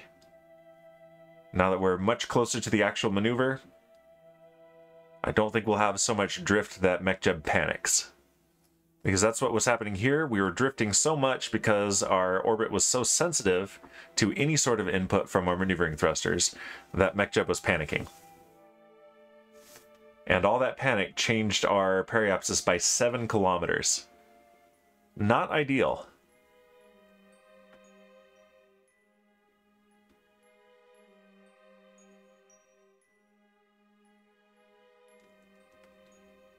All right, we're pointing accurately.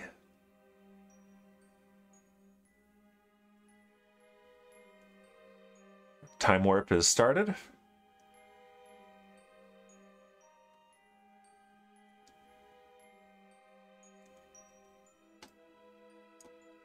Okay, and this claims a 2-second burn. It's probably going to be closer to 10 seconds.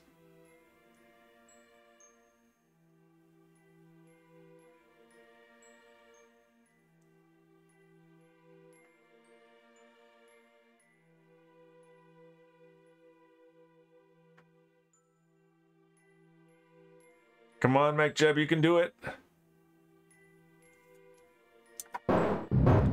Ignition. Orbit is dropping.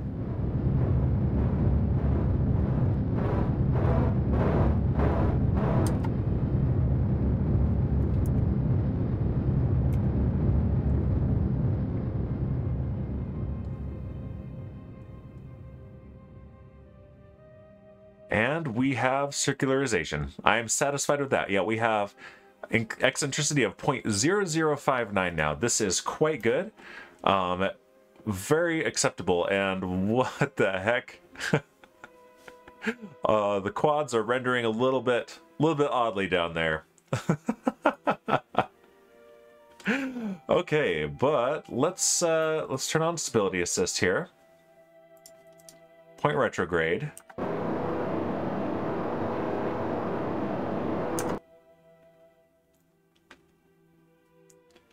Very carefully now.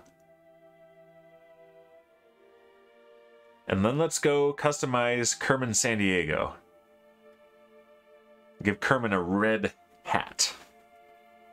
And see what they want to steal from space.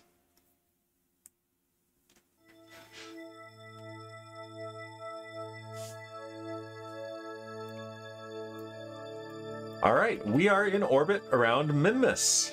Ready for some refueling. So let's go to the Space Center now. It's going to take a minute to load up. We've got so much flying around space right now.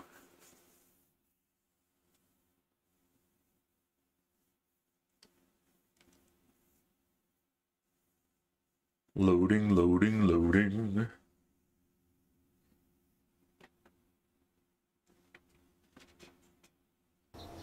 We're right at the halfway point of the stream too, so this is a good time to do something else for a moment. All right, here we go to the astronaut complex. Let's see where Kerman San Diego currently is. I think they're on the ground right now. Let's see. Kerman San Diego, there we go. Available for next mission, yes. So what we're going to do is the same as we did last time. Let's go to the vehicle assembly building and just set up a pod. And Kerman San Diego will board the pod and we'll take a look at them on the launch pad.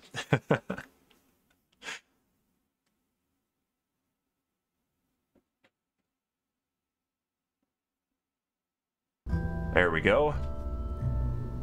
Let's do the Mark II lander cam. Why not? It's a fun one.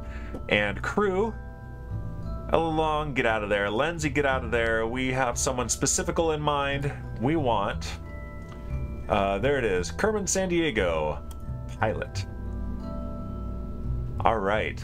Let's adjust here. So we want to do the futuristic uniform. And let's put red trim on that thing. Redder than that. Yeah, nice, deep Kerman San Diego red. I think that will be pretty good. And yeah, the white uniform there. There we go. That's gonna be it. So here we go. Let's go out to the launch pad and admire this. And hope nothing gets stolen. Everyone check your valuables. And I don't mean in your pockets, I mean like your house or your bank. Make sure it's still there.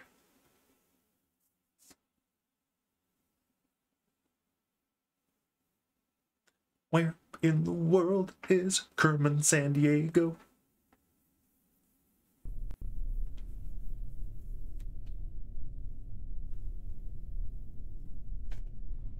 All right, here we go. We got some nice golden hour lighting too. That's pretty great. All right. All right, Kerman San Diego, EVA time.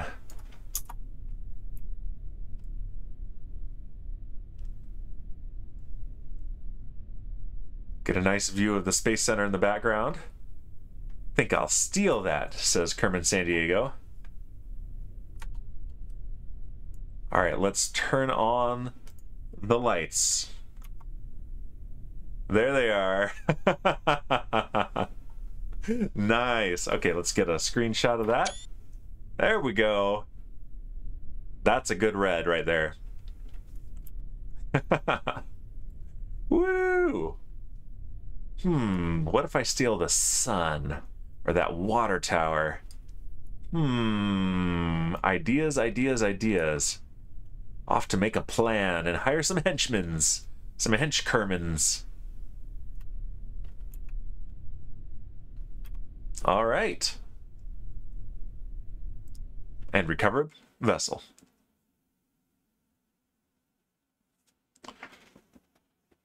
Very cool.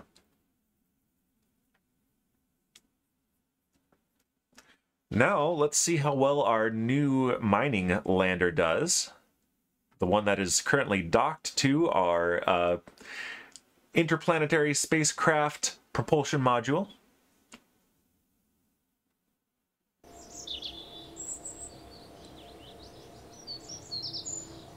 There we go, there are the birds. We're also down to below 1 million spaceos in funding, so we might need to do a little bit more contract work. But it was costing us about 85,000 spaceos each time we did those refueling missions, so this will save us tons and tons of money.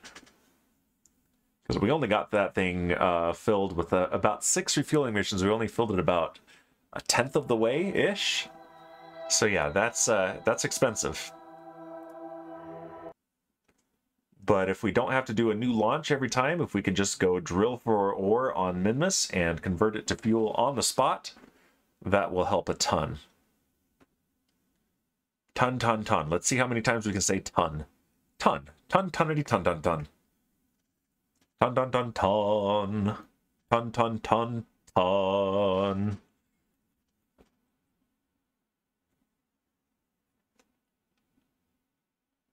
There we go. All right, so we need to pick our landing spot now.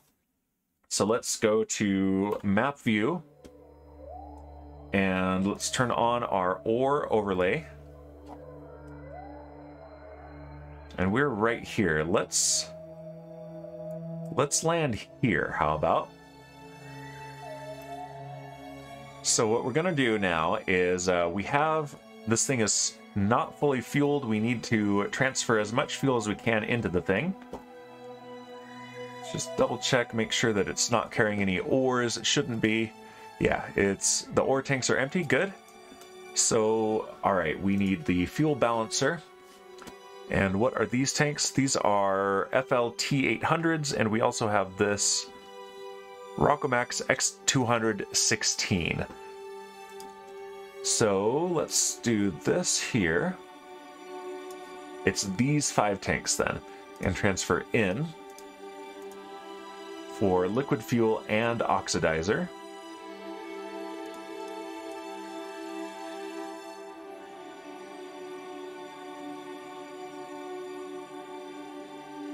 And it looks like we can fully fuel this thing. Okay, that's excellent. All right, let's stop pumping in.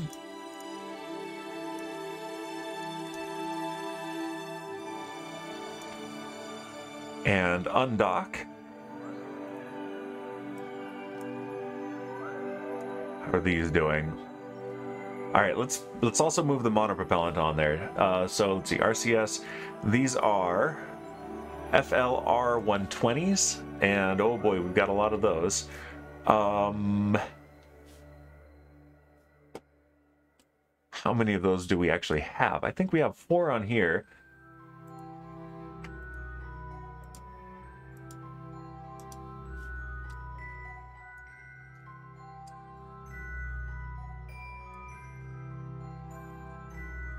Which ones, though, is the question. Okay. That's one of them.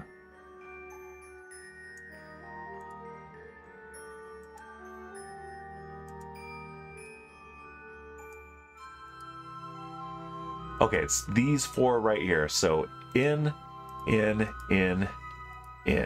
also balance.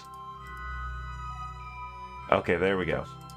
All of the monopropellant left on this flight is now here. It's not a ton, but it will be enough that we can do our docking when we return. So that's good. And then we will be, of course, we'll be refining more. All right, let's undock now.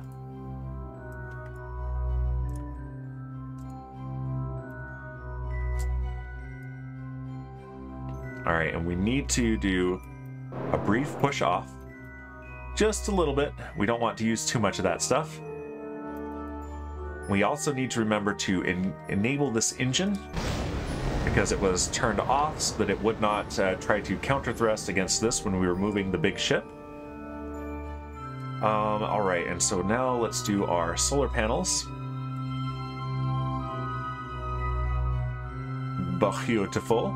Let's test the radiators. Those look good as well. And let's actually leave those extended, why not? Let's see, control from here. All right, and let's trust in MechJeb. Let's get a little bit more distance here. All right, MechJeb, we're not going to use the maneuvering thrusters for this. We want to land equatorial. Let's close landing info. We don't need that. We want landing guidance now. There it is, landing guidance. Let's pick a target on the map.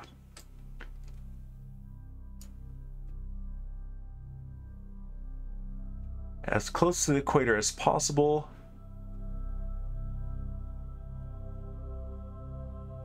In fact, let's zoom in.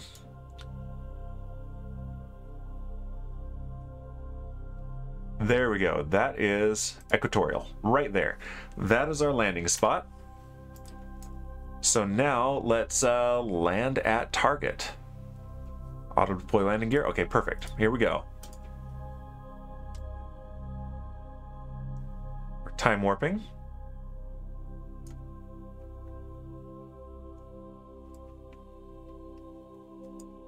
Going around the night side of Minmus.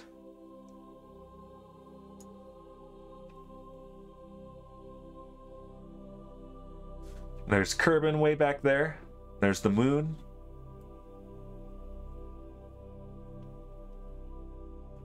And back around to the daytime side.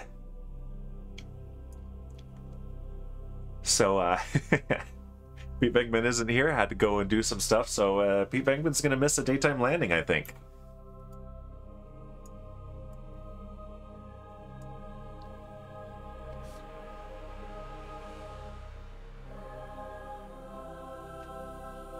Okay, and yeah, we have 3 kilometers of Delta V empty.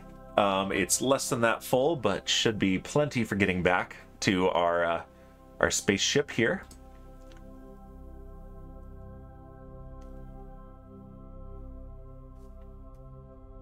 Doing deorbit burn, it says. I don't think...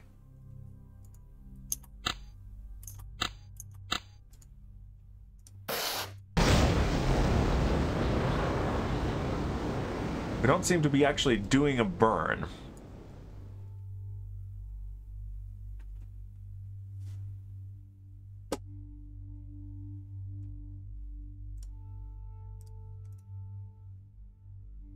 Step deorbit burn.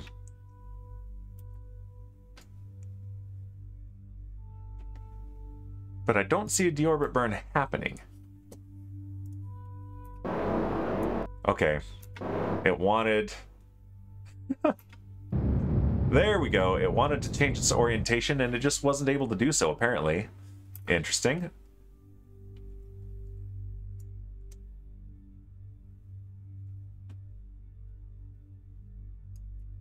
Alright, you can use the attitude jets. It's fine.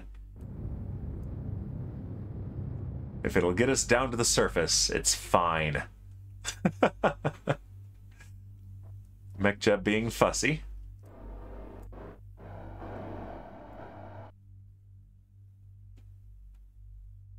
Coast to deceleration, okay.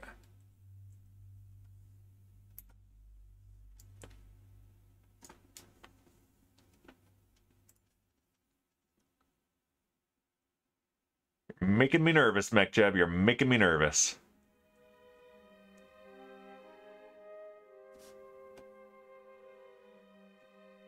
Time to land 20 minutes. Okay, well. And it won't let me time warp. All right, MechJeb, will you do the time warp, please? I would like I would like to not wait 20 minutes to watch this landing happen.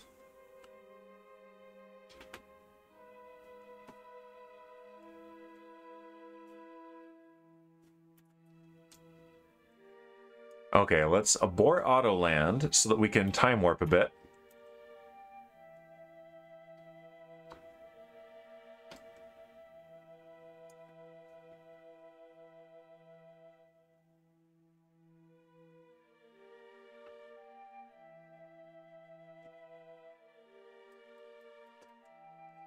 All right, land at target. Let's see what it does now.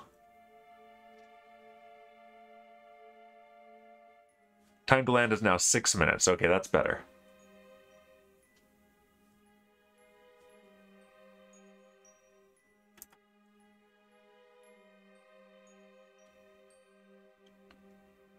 Getting close enough to see a lot of detail on the surface now.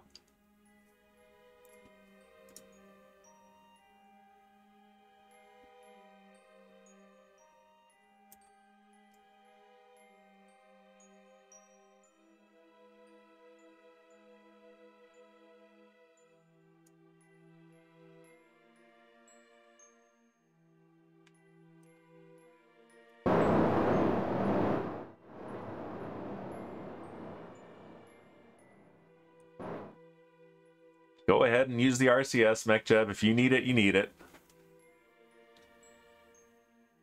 We'll have more later. Okay, now we're doing an auto time warp. Good, good. Thank you. Thank you, MechJeb. I feel better about this now. All right.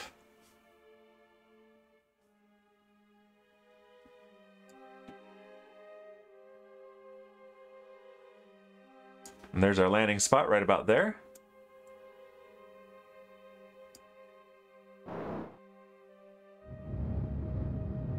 All right, we've started our landing burn.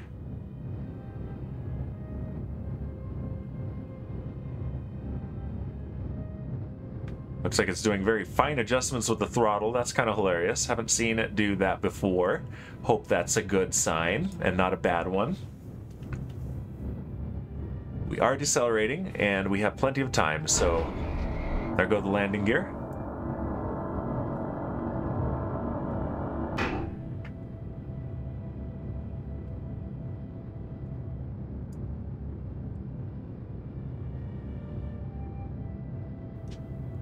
All right, meanwhile, I need some water.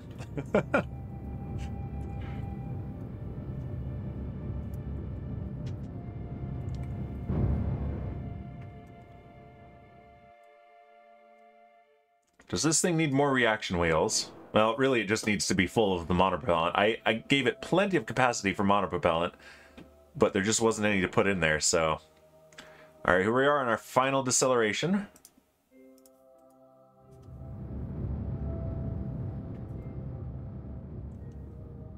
Slowing down.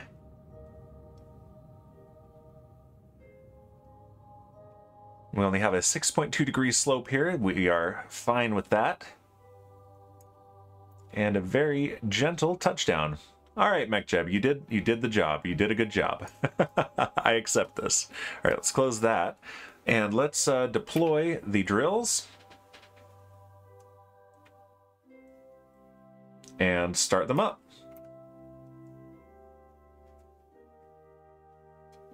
All right, yeah, we are getting ore. Let's speed up the game. And we have more capacity for ore this time than we did before. So what we should probably do is just time warp and fill the tanks. Fill the ore tanks.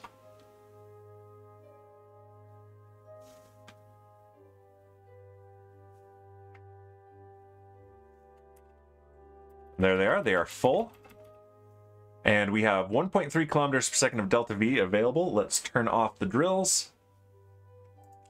Yeah, that worked very well. Our cooling is more than adequate. Let's retract the drills. Set our ship as our target. Double check that that has a sane orbit. It looks like it does. Good. All right, and now let's do MechJeb again for ascent guidance, and let's bring this stuff up to our target. So we do want to give it access to the attitude control thrusters, the reaction control thrusters, and launch to Reusable.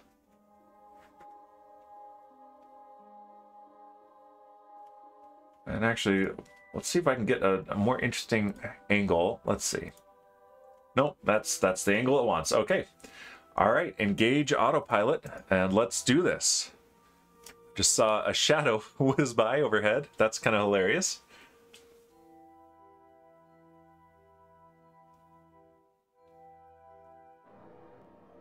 All right. Waiting liftoff, it says. 5, 4, 3, 2, 1, and liftoff.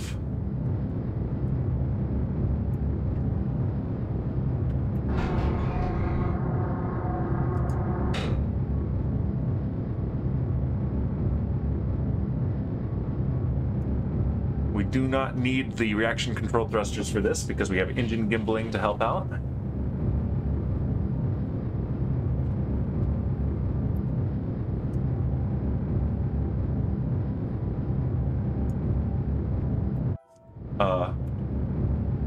Disengage autopilot. Yeah. This is my mistake. I should have changed the orbit altitude to match. So we're going to manually do this now.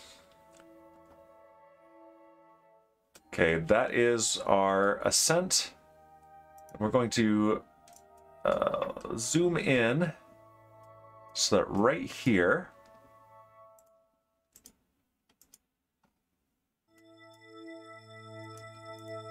maybe will it let me create a maneuver? I would like to create a maneuver right there. There we go. Add a maneuver.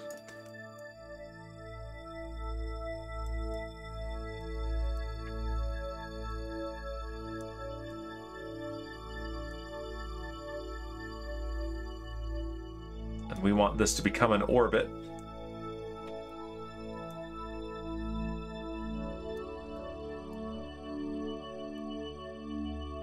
And one that is lower than our target.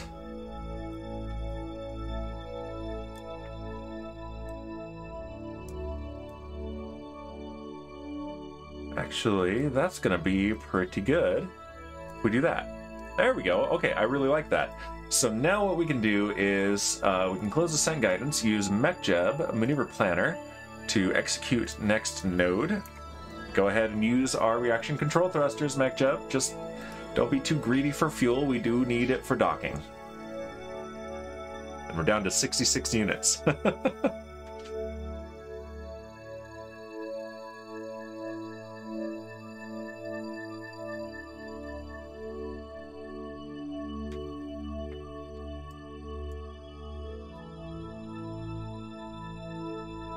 All right, we're pointing in the right direction, and we're just going to need a little bit of time warp from MechJeb.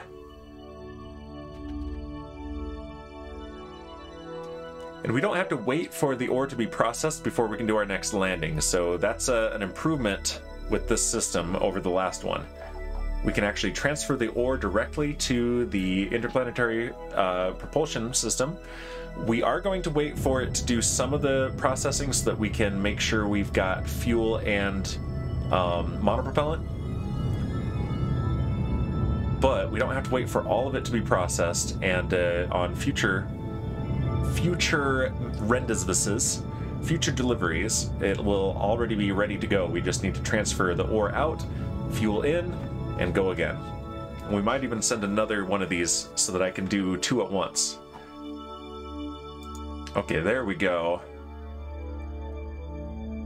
Alright, now what we want to do is fine-tune closest approach to target to 200 meters.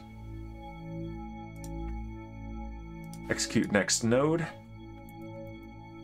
And we have time. We're just going to use the reaction wheels for this attitude adjustment. Hopefully that works. It looks like it is a little bit. No, it's not enough.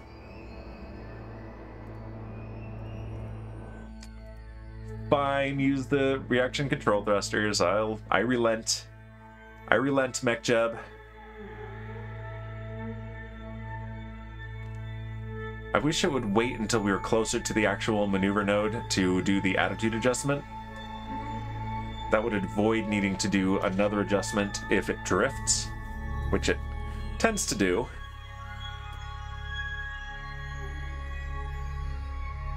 Like that. It's drifting.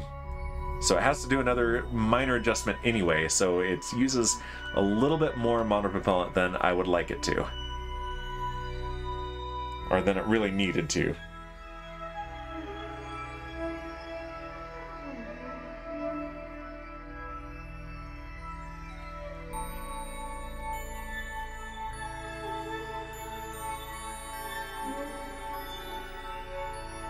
Alright, here we are. We're approaching our burn. It's just a tiny one, 0.5 meters per second. Just the tiniest nudge. There it is, and our separation at closest approach is 121 meters. Pretty dang good. Alright, let's now match velocities with target at the closest approach. And we'll just need to slow down by 23.1 meters per second. Execute next node. Please leave me with a little bit of monopropellant so that I can dock.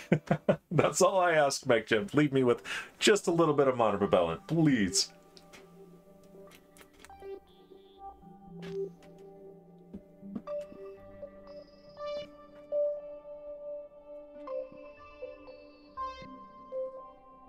Alright, let's get out of map view, actually. And let's look at our target. We're in time warp now.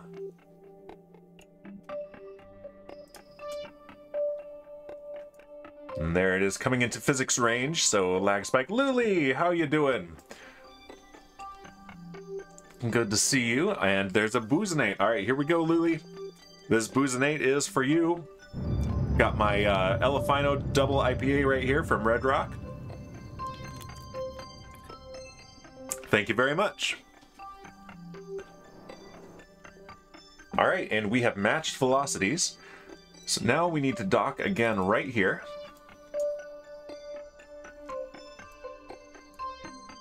Alright, let's turn on stability assist. Control from here. And activate the camera. Alright, we have 45 units of fuel, so... let's see. How good is this without... Is there really that little control authority from the reaction wheels? There must be. I thought there was more, but maybe not. Just the ore tanks, which are full now. So yep, the reaction control thrusters are our main thing. Lily says, just remembered that I will have an hour less sleep tonight and I have to work early, so can't stay. Oh no, yeah, you have your daylight savings time now, don't you? Yup. That just needs to go away forever. No worries, Lily. I always appreciate that you come and say hello, even if it's late for you. I mean, you should just change what time zone you're in. I mean, you don't have to move or anything. Just decide it's a different time zone there. That's how it works, right? Okay, so let's do this.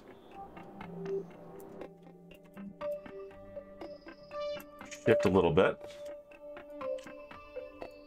All right, what's the orientation here? Let's lock the camera. Okay, it's to our left from that orientation. Okay, so use this camera.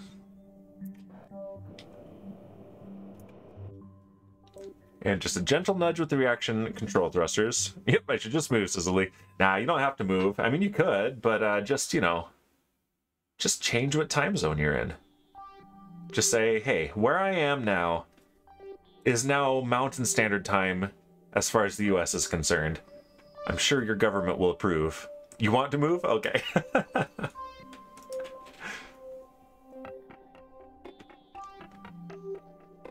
All right.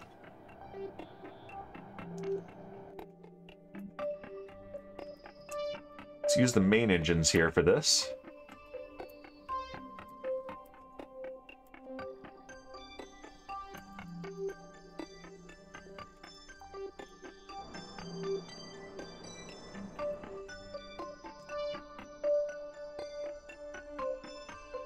We need to turn around.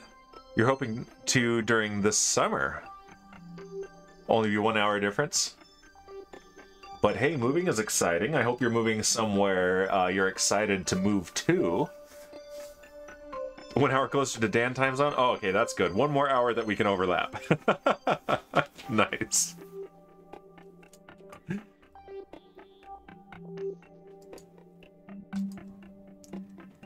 Okay. And we have 40 units of monopropellant left. We're being slow about this because we're being very careful with our monopropellant.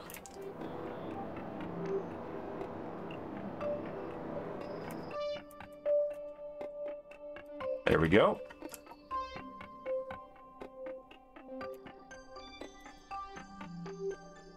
Burke! Alright, are you ready? You just want me... Burke, you just want me to do a terrible, terrible Scottish accent. If it's not Scottish, it's crap! That's just terrible. Scotland, if all goes well? Very cool. Now that I think about it, it's stressing me out, so I'm gonna go to bed having fun. Good night, Lily. Thanks for dropping by, as always, and you have a good evening. And good luck, if all goes well, on your move. Good luck that all goes well on your move. Alright, we're lining up.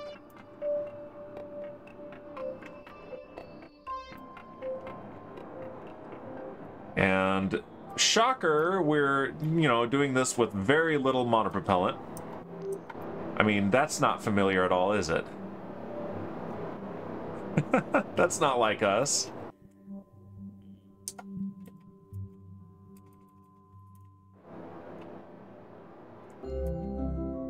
Yeah, lots to learn about Scottish. Yeah, there you go. You're listening to an American about Scottish, though, so beware. Take with a grain of Scottish salt.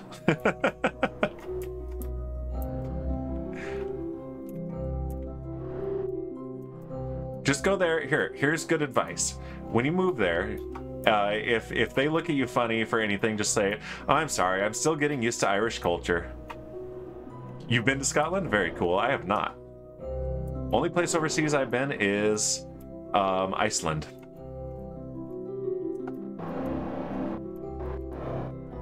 Okay. Here we go.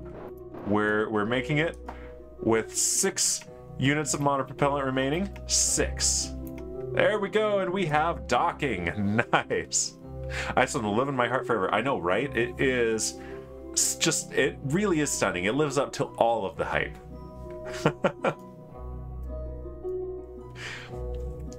Okay. All right, we did it. We made it. So now what we need to do is transfer this load of ore. So yeah, this thing is really good. I'm impressed. That was, I mean, we're insufficiently fueled is the only issue. It wasn't a design issue at all. We just did not have all the monopropellant we wanted. But yeah, this thing performed incredibly well. I'm very happy. So what we need to do is transfer into these 2 large holding tanks, and then start up the ore processor. Let's see, Burke says, we actually stayed overnight in Iceland on the way to Scotland. That was my honeymoon. Nice. Iceland was our honeymoon. It was #1 on both of our lists of places we wanted to see, and we got a good price for a week-long trip. So yeah, it was so worthwhile. And I can't believe that was 4 years ago now, 4.5 almost. And definitely want to go back. And Lily says, see you guys, and also redeems a hydrate. All right, Lily, good night. Go to sleep. Quit hanging out here. Go to sleep. You need some sleep. You're stressing out. There's your hydrate. Don't forget you should hydrate too before you go to bed. And good night, Luli. Okay, so that is done. We can close this. We'll be wanting it again in a minute, but what we want to do now is start our monopropellant conversion, and also there we go, extend the radiators, because this is going to generate a lot of heat. And we're just going to leave these extended.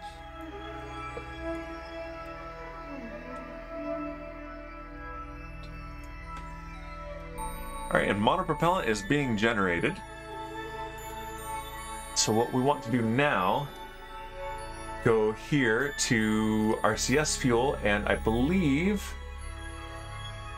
it is these. Yes, those are highlighted in blue as I click on them. It's very subtle, you probably don't see it on the stream, but let's transfer in at a constant rate, and yeah, maybe we just balance with these. Will that still transfer in if I do that? Let's time warp. No, it won't. Okay, so we do want to transfer in. And time warp.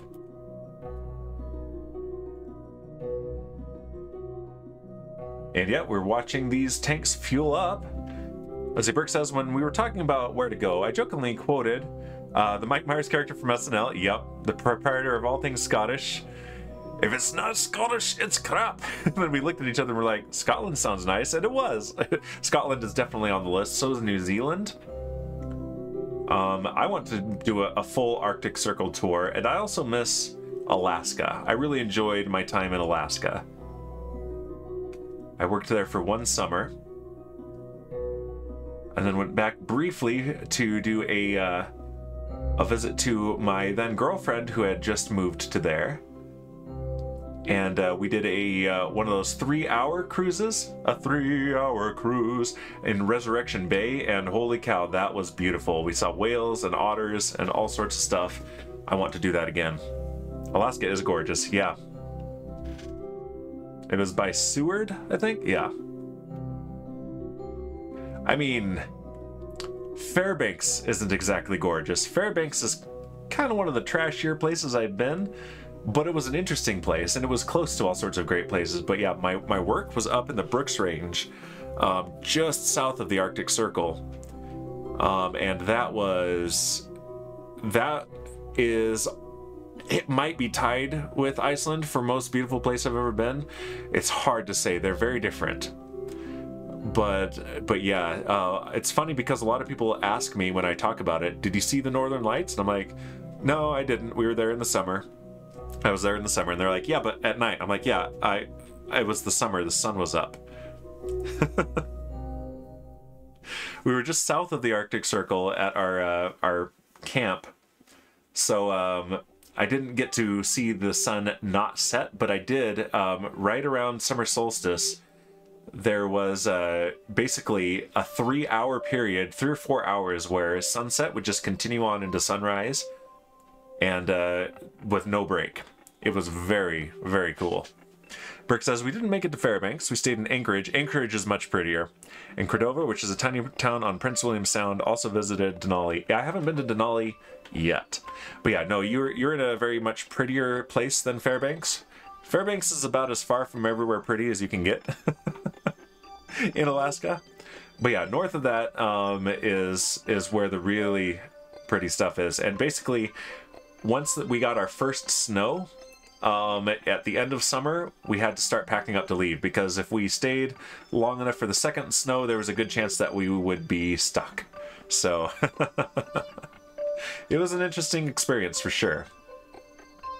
Alright, we're just about filled on our monopropellant, and then we're going to start converting liquid fuel and oxygen instead.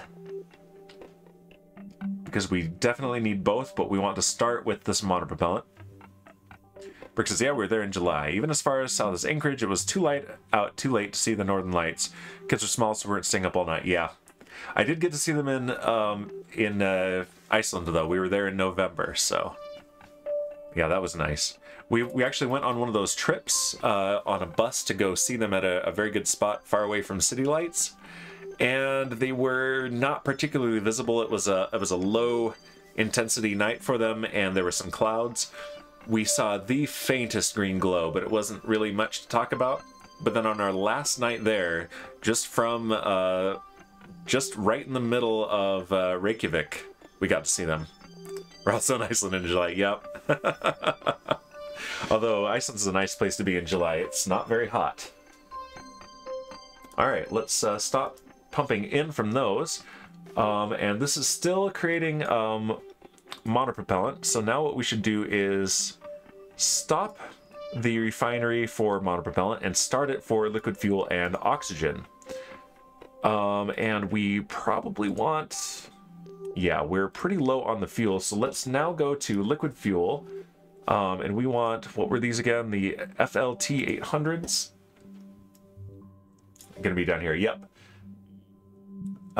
These 5 tanks here, so let's pump in. And how close to 100% can we get? We can fully fuel, nice. Okay, we're good. We don't have to wait. We can immediately go. We need the oxidizer too, though.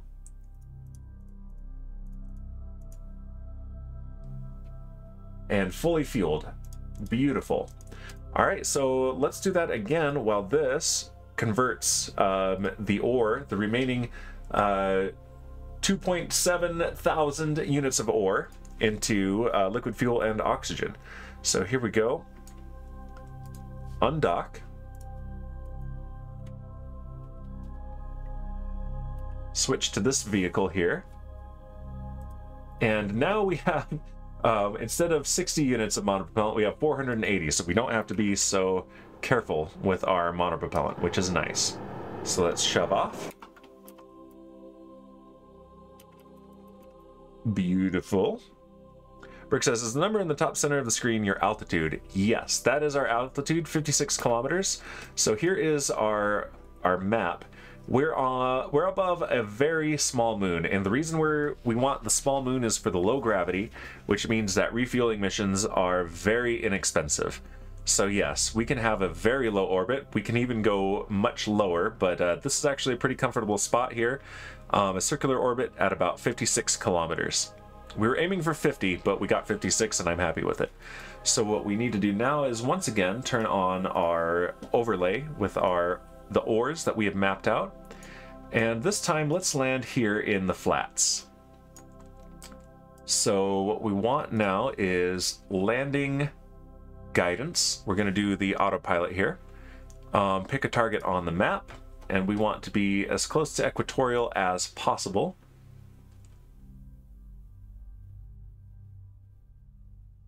How about right there? All right, let's go back out to here and land at target. And we'll turn on the maneuvering thrusters, the reaction control thrusters, since now we can let MechJeb use all the monopropellant it wants. And it'll be okay. And yep, here we are on autopilot.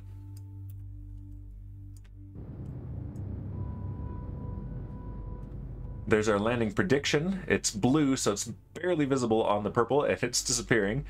And it's lining up with the landing target. We can see our target difference is predicted to be 150 meters. Oh, 10 meters. Dang, nice. Yes, this is going to auto-land. We're using the MechJeb mod for as much autopilot as possible because this is intended to be an autonomous drone. We just give it commands and it carries them out. We've done plenty of missions manually to prove that we can do it. And now we're doing things much more realistically. Come on, you can use the reaction control. I turned them off by habit. So yeah, this is the proper way to do these missions, honestly, is with an autopilot. And it's very relaxing to just watch this happen. There's Kerbal rising.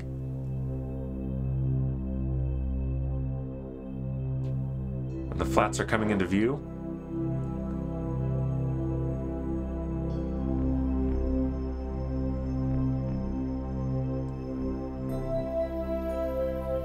MechJeb is using the time warp as well. Brick says, I mean, if we can explore Mars that way in real life, I don't see why not. I know, right? The manual ascent, the manual launches that you do in Kerbal Space Program are not actually realistic. I mean, the physics is realistic, sure. But even way back in the 50s and 60s, we were using autopilots for these things. I mean, the computers were nowhere near as sophisticated as we have now.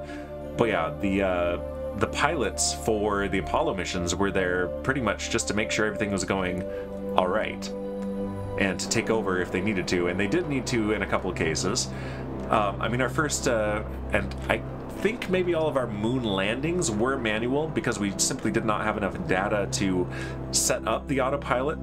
So yeah, they landed Apollo 11 on the moon manually, but the launch and all of the actual maneuvers were carried out by computer. The commands were punched in by the humans, and then the actual starting and stopping of the engines was all automatic because the precision just cannot be matched by a human. But yeah, most famously Apollo 13. Yep. Yeah. Yeah, because they had to turn off the computer for part of that mission to save power. Just to make sure that they could turn it on to do the important maneuvers at the end. But yeah, here we are, perfectly flat frozen lake, frozen ocean on Minmus. And there should be ore beneath us, if I picked well. But yeah, I'm just controlling the camera here is all. MechJeb is piloting the ship. Yeah, look at that. We've used a liberal amount of reaction control. Well, did I turn it off again? Of monopropellant for our reaction control thrusters. Did a little flip there just for style points. And we have so much left. So yeah, we're good. I was very generous in the design on this in giving it monopropellant because we keep doing those docking maneuvers with very little or even no monopropellant left. Yeah, falling with style. Yeah, as I turned the reaction control thrusters back on, I think I keep just reflexively turning them off. But as I turned them back on, MechJeb made the decision that, okay, continuing this flip is the cheaper way to go. All right, here we go. Engines on for our landing burn, and yeah, it doesn't really render much of the plume around Minmus, which is interesting. There must be a shader for Minmus that's interfering with the shader for the plume. And nice, gentle touchdown. Well done, MechJeb. And it helps that this is a perfectly flat surface. I do love landing on the flats because they are literally ideal for landing. All right, we can close the landing guidance window. Extend the drills once again. And start them. And once again, we are drilling for ore on Minmus. And much faster now because we have more ore than on the plateau that we landed on last time. So yeah, this is filling up nice and fast. MechJeb, Employee of the Month. Yeah, way better than that Dan Bear Pig, whoever that is. Thinks he's a pilot. All right, let's time warp and let this thing just slurp up the resources from the ground. We're 20 days away from our MOHO launch window.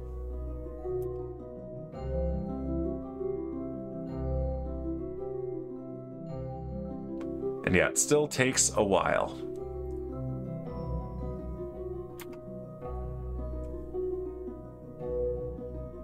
Was generous on the batteries too. It looks like we get down to about 40% battery before the sun comes back up and we can recharge. Not bad at all. Probably closer to a 30% battery, about a third. All right. Don't want to waste any time, so I'm being careful with the time warp here. It's not crucial, but why waste time, right? There we go. And yeah, actually we use more electric charge when I'm using less time warp because it's being a little bit more accurate. All right, but we can stop the drills. We have full ore tanks, about 1.3 kilometers per second of delta V. It's a little bit less this time because we have more monopropellant left, but that is okay. We have very generous margins. We're retracting the drills. There we go. If I highlight it, you can see it. And now let's choose our target again and pull up ascent guidance. And this time we're going to do this right. We want a 56-kilometer orbit and launch to Rendezvous and see how this does. Engage autopilot.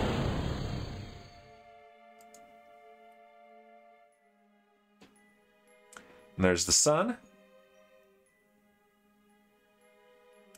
Hooray, we're gonna take off in the daytime.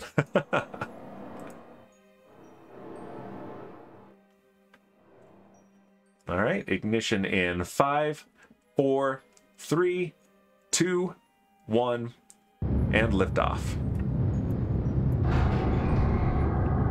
Retracting the landing gear. And with this very low gravity, this is a very, very inexpensive takeoff. Our thrust to weight ratio is almost 12. Really good.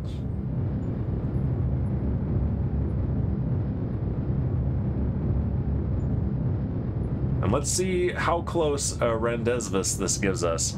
Because, yeah, as I stated before, I've had very mixed results with a direct ascent rendezvous using MechJeb.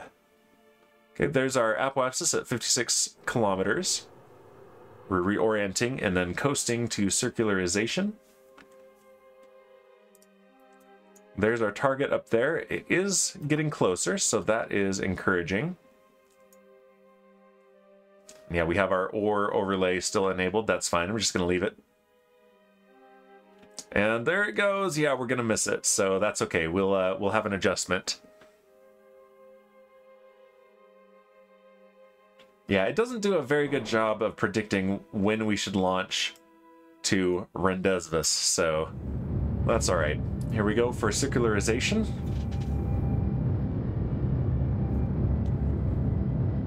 Now I'm curious to see how much of the ore that we dropped off before has been processed, and to see if it's worth having 2 of these landers.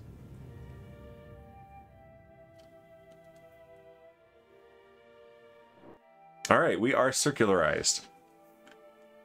Brick says, you would think that calculation would be easy. Yeah, it's fairly simple. I mean, I'm not great at math or anything, but I might look up the equations and see if I could figure it out on paper one of these days. That might be fun. Okay, here is our intersect. So when we get there... Okay, what does this one say? Because this has different calculations. Fine-tune closest approach. What does this do? That's actually really good. Okay, let's do that. Yeah, that's fine. Execute next node.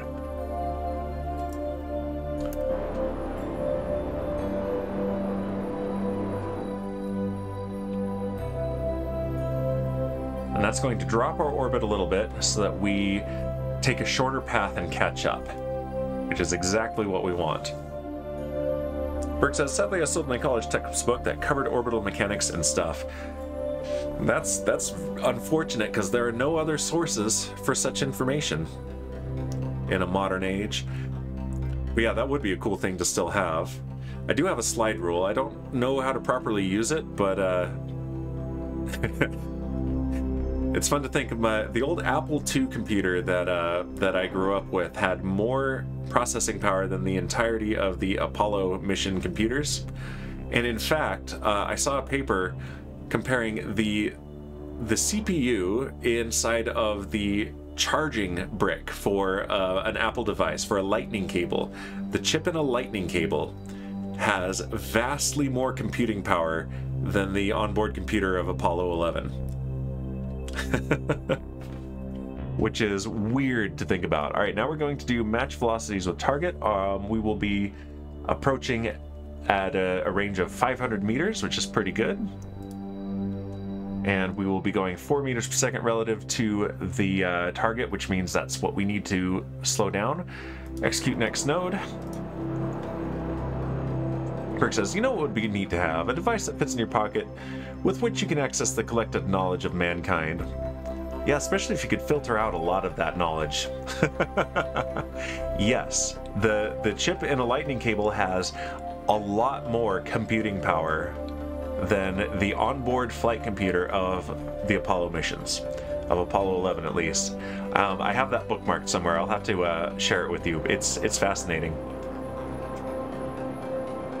But I mean, that's how far we've come. I mean, you look in the 60s, a 5 megabyte hard drive was significantly bigger than my air conditioning unit, and would have to be transported by airplane for a company to rent for very high prices. And we can hold billions more data on a tiny chip that fits in a little tiny port on your phone now. So yeah. Yeah, computers barely resemble each other in just 60 years.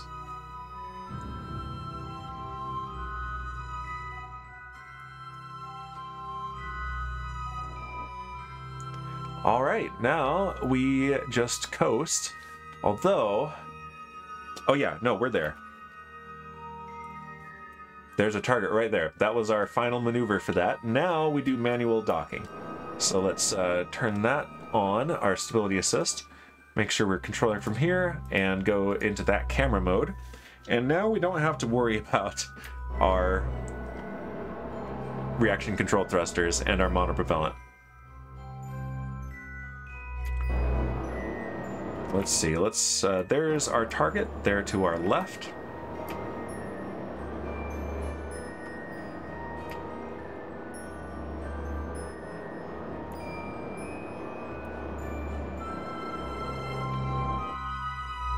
And let's line up our docking ports and deliver another load of ore. We can close that, that's just in the way now, and that.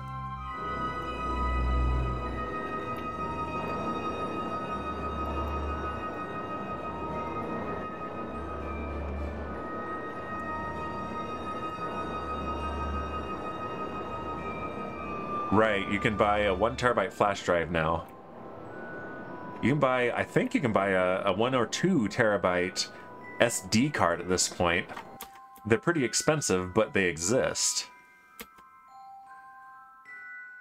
But yeah, I need to get back to setting up my emulators for classic PCs to do my retro gaming streams that I still want to do in the not too distant future. But once I get those set up, I also want to put them on flash drives. I have them set up so I can just have multiple Apple computers from the 80s and 90s on one flash drive with a lot of room to spare. Plus all of the games that I ever played and all the games that I wanted to play but we couldn't afford, or my parents just said, no, we're not getting you that. Yeah, technology is fun to watch.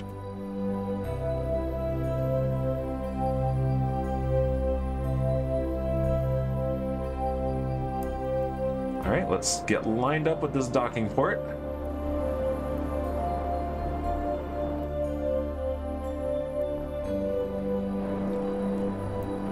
Yeah, not only can you get a 2 terabyte SD card, you can get it for less than $100. Okay, so those have come down even since the last time I checked. Yeah, that's wild. Did you just look on Amazon?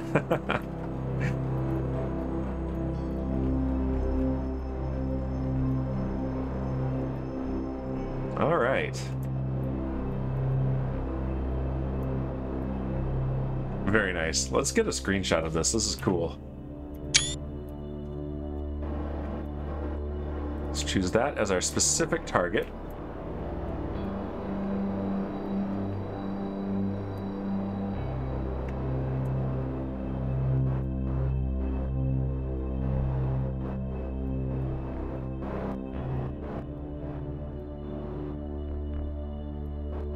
Yeah, I remember the first external drive I purchased, I think was a 200 gigabyte.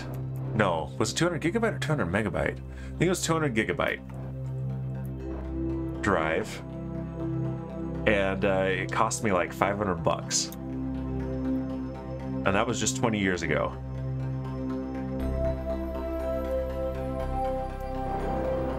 Actually, that might have been 200 megabytes. I need to go back and check. Yeah.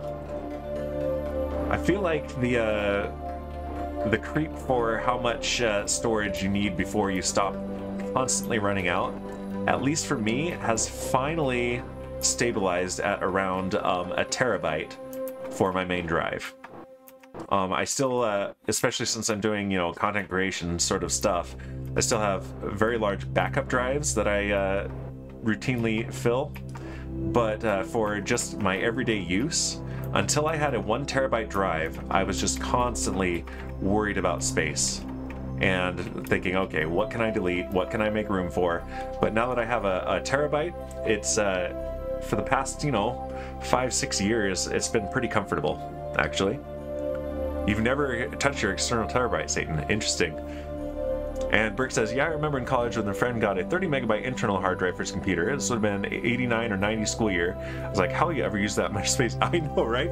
So my dad did his master's thesis on an Apple IIc. That was the first computer I ever played any games on.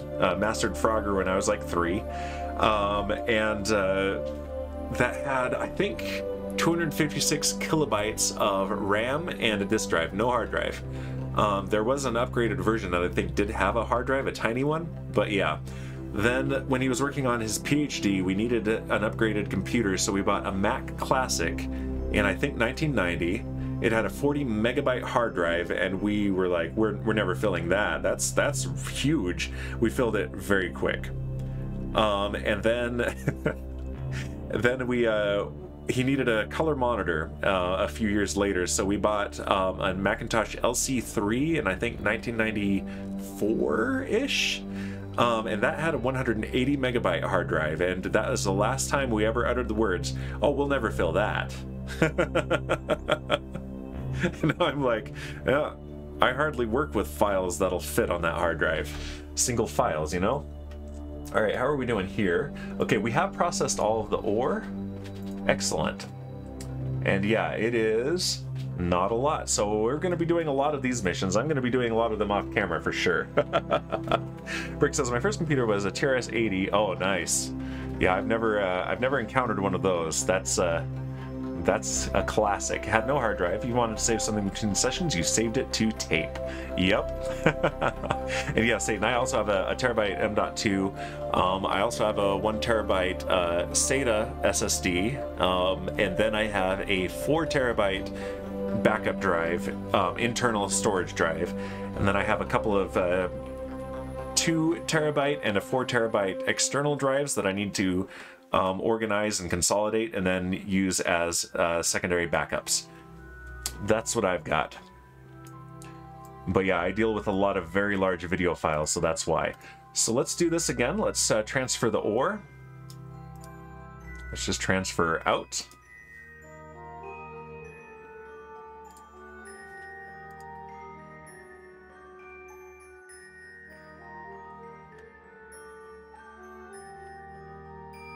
And then as soon as that's done, let's transfer fuel in, see what we've got.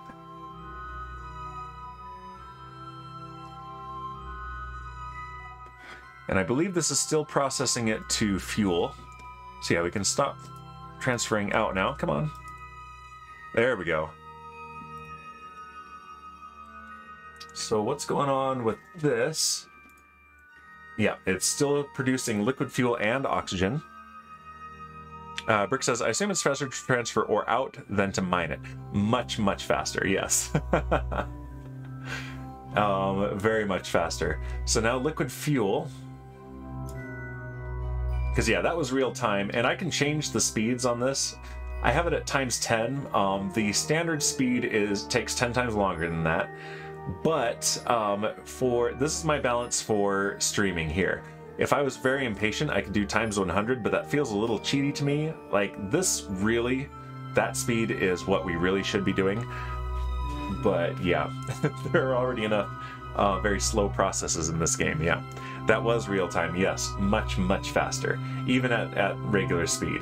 But now what we need to do, it is these 5 tanks here, transfer in and see, do we have enough fuel to fully fuel this thing again? We do. Which means we also have enough oxidizer for that. There they are. Come on, in. There we go. These are the 5 fuel tanks on our lander and drill.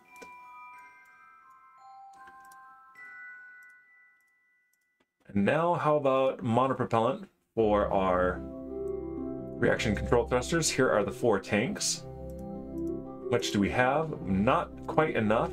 So what we're going to do is change this to producing monopropellant.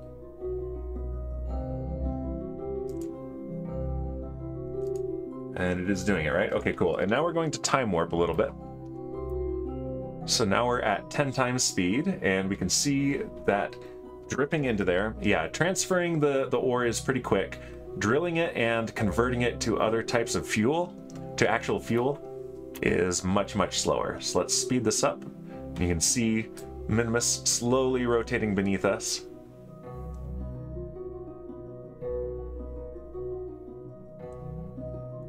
As we fill this up. And yeah, I think I'm going to let this just continue doing the monopropellant this time.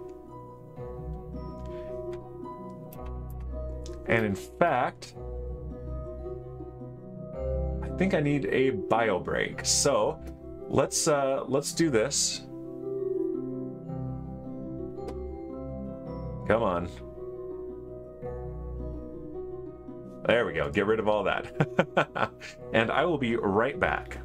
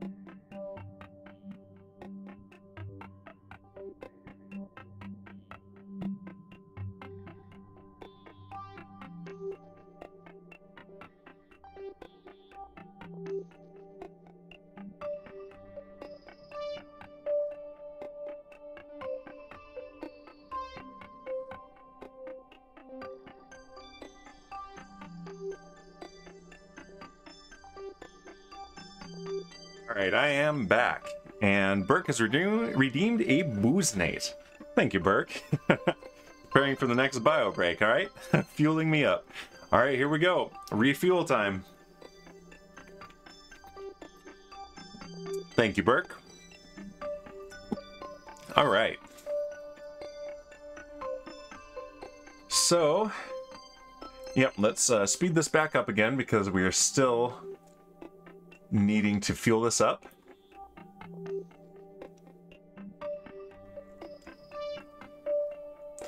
What is the beer doojower, asked Burke. This is... Let's turn the booze cam back on for a moment.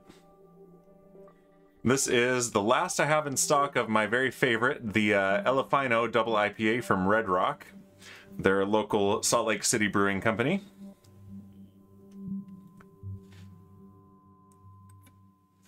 And Shipwreck throws bison poop at Dan. I'm gonna make my frog eat you, Shipwreck.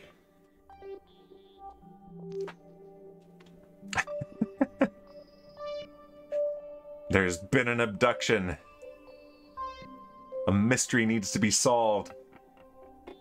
Where's my bison, says Shipwreck? Where's my frog, Shipwreck?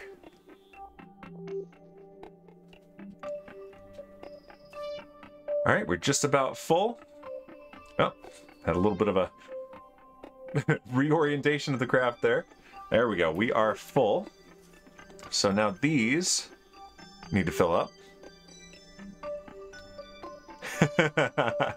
It is no longer there, Burke, unless it's been replaced since this morning. Hops around the portal area. I don't know, I looked around the portal area, I didn't see anything. Now here's the question, can I have this, have two refinery modes active at the same time? I don't actually know. Let's see, liquid fuel and oxygen. Yes, it looks like.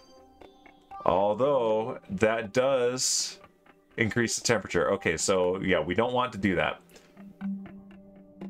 Alright. Having two modes active at once, it overheats. You just saw it an hour ago? Oh, is it back? Yes, he put it back. Well, I mean, after this, I'm probably going to hop on and do some Vault Hunters. I've been doing a lot of resource grinding. In fact, I was breeding up frogs while doing some refueling missions for this guy. Okay. Hilarious. Okay, so yeah, we're doing monopropellant. I want to get a little bit more monopropellant here. So these hold... yeah, those hold 120 units apiece, and I hear a space creeper. Oh no, a space creeper exploded! Shipwreck played the creeper. Thank you, Shipwreck. So, yeah, 480 total units are available there.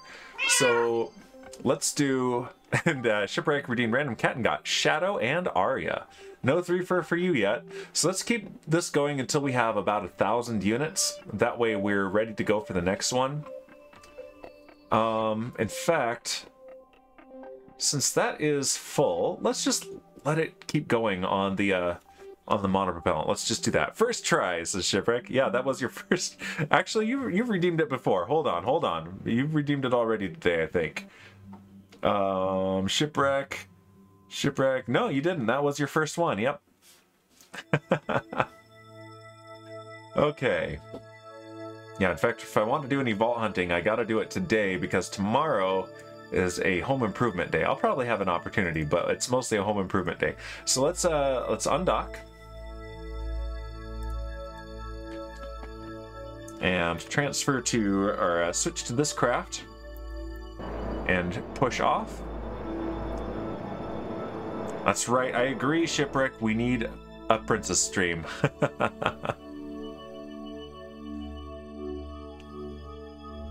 Alright, and now let's go to the map view, and we still have our ore overlay enabled, which is excellent.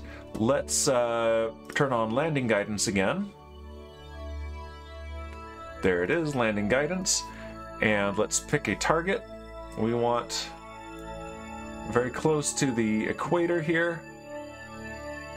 Let's land right here. All right, land at target.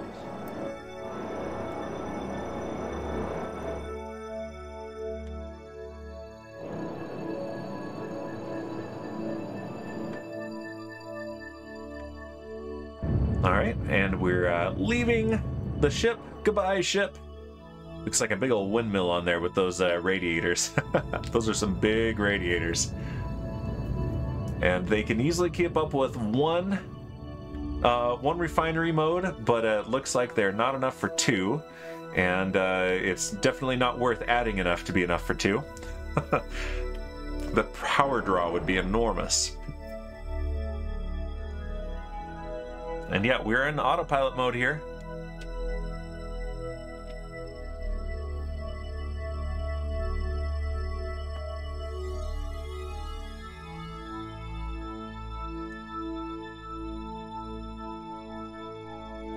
All right, we're changing our... Okay, wait. I did not turn off the RCS thrusters. That was automatic.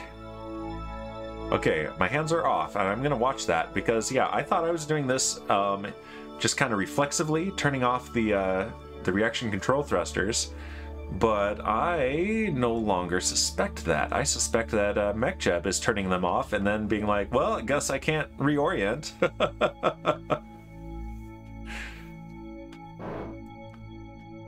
Alright, only thing I'm doing is moving the camera. Let's get a screenshot. That's pretty cool.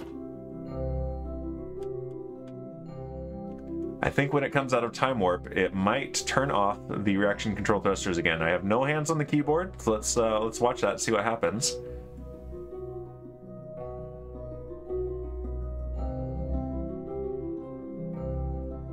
It is authorized to use the RCS according to the settings I've chosen. Okay, it left it on. All right. I'd rather it was my mistake that I'm reflexively turning it off so that I don't have to watch that.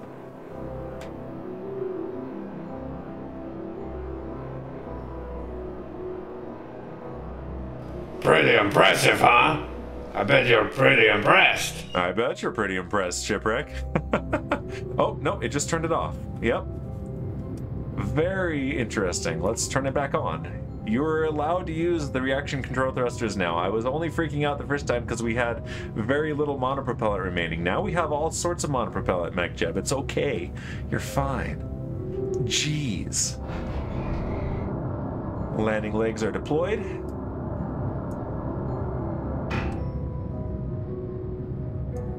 There's our shadow.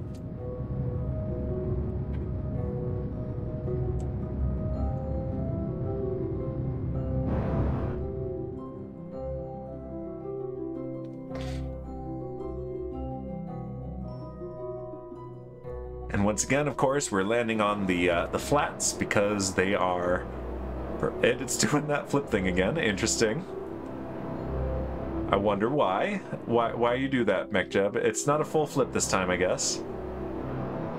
But definitely an interesting stunt. How about you try spinning, MechJeb? I hear that's pretty good. Land upside down for extra trick points. Well, but then the drills would be sticking straight up and they wouldn't get any ores, Shipwreck. That's not how drills work.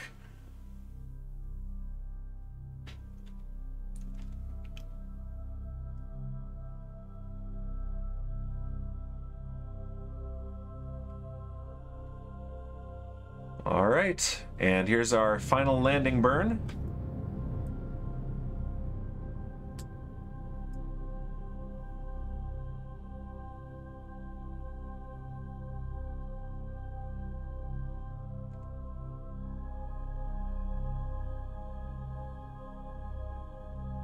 And touchdown. Very good. Thank you, MechJeb. Good job. I liked your flip from the previous landing better, though. All right, let's extend the drills. And begin harvesting resources. And time warp. Let's fill up those ore tanks.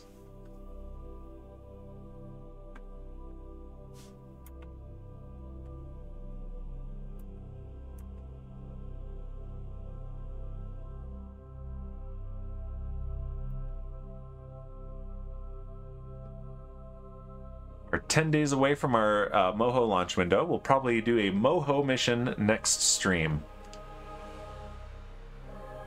As well as an arrival at Duna is very, very likely on the next stream. Okay, there we go. We have full ore tanks. Let's choose our target.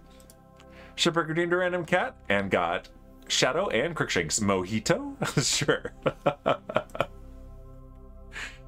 Alright, we don't need the landing guidance anymore. We want ascent guidance.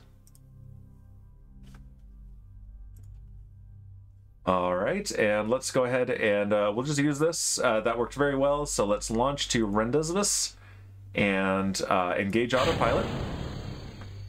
Oh. Abort. We need to... Whoa, come on. Oh, we're there. Alright. Okay, well, we're doing it.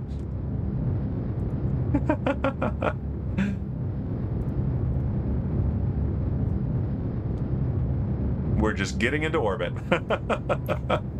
Retract the landing gear.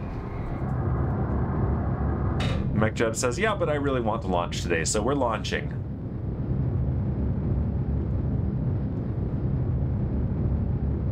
Shipwreck says, the mission failed, it didn't explode. Shipwreck, the mission parameters say don't explode. Jeez.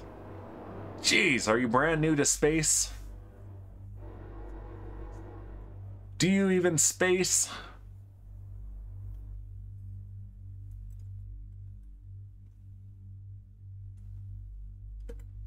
Alright, we are coasting to our apoapsis, our pineapple apsis. Sorry, I gotta say it right.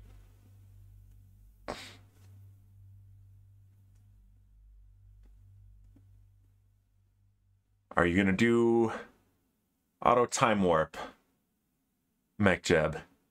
No? No? I don't want to just wait the 12 minutes it's going to take to get to apoapsis. Will you let me do time warp? Disengage autopilot.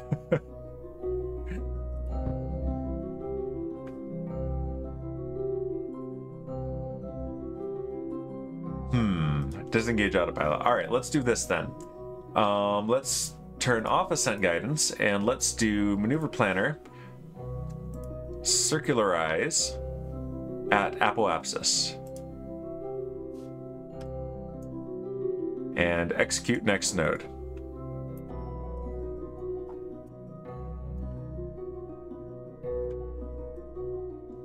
Where is my arc? Why is that not being rendered? Where's my parabolic arc?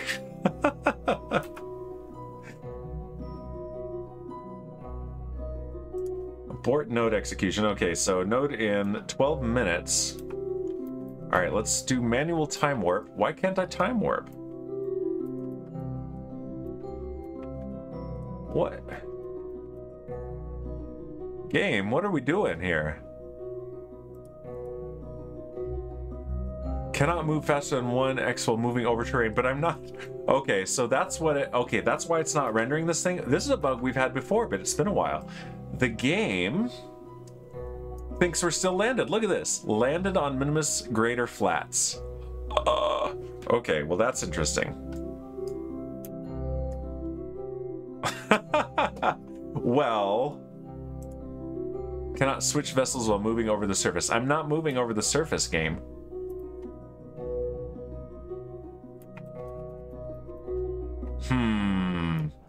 Yeah, we have a problem. That's very problematical.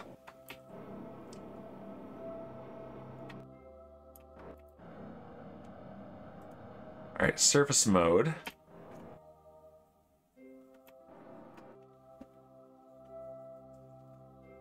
All right, where was the last autosave is the question. And will that solve the issue? Because yeah, this is definitely a bug. And we're gonna be fine because I can at least land if we need to. So let's go ahead and do regular time warp. But that's still gonna take quite a few minutes, and we only have 5 minutes left in the stream time.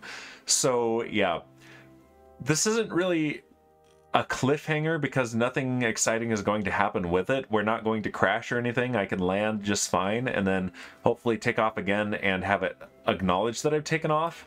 So yeah, I'm gonna fix this off camera, but yeah, we've got our big ship in orbit of Minmus. We have been successful in 2 refueling missions from the surface of Minmus, and we are continuing to do so, and I will keep doing those off camera. And then next week, we will be launching for Moho and potentially arriving at Duna again.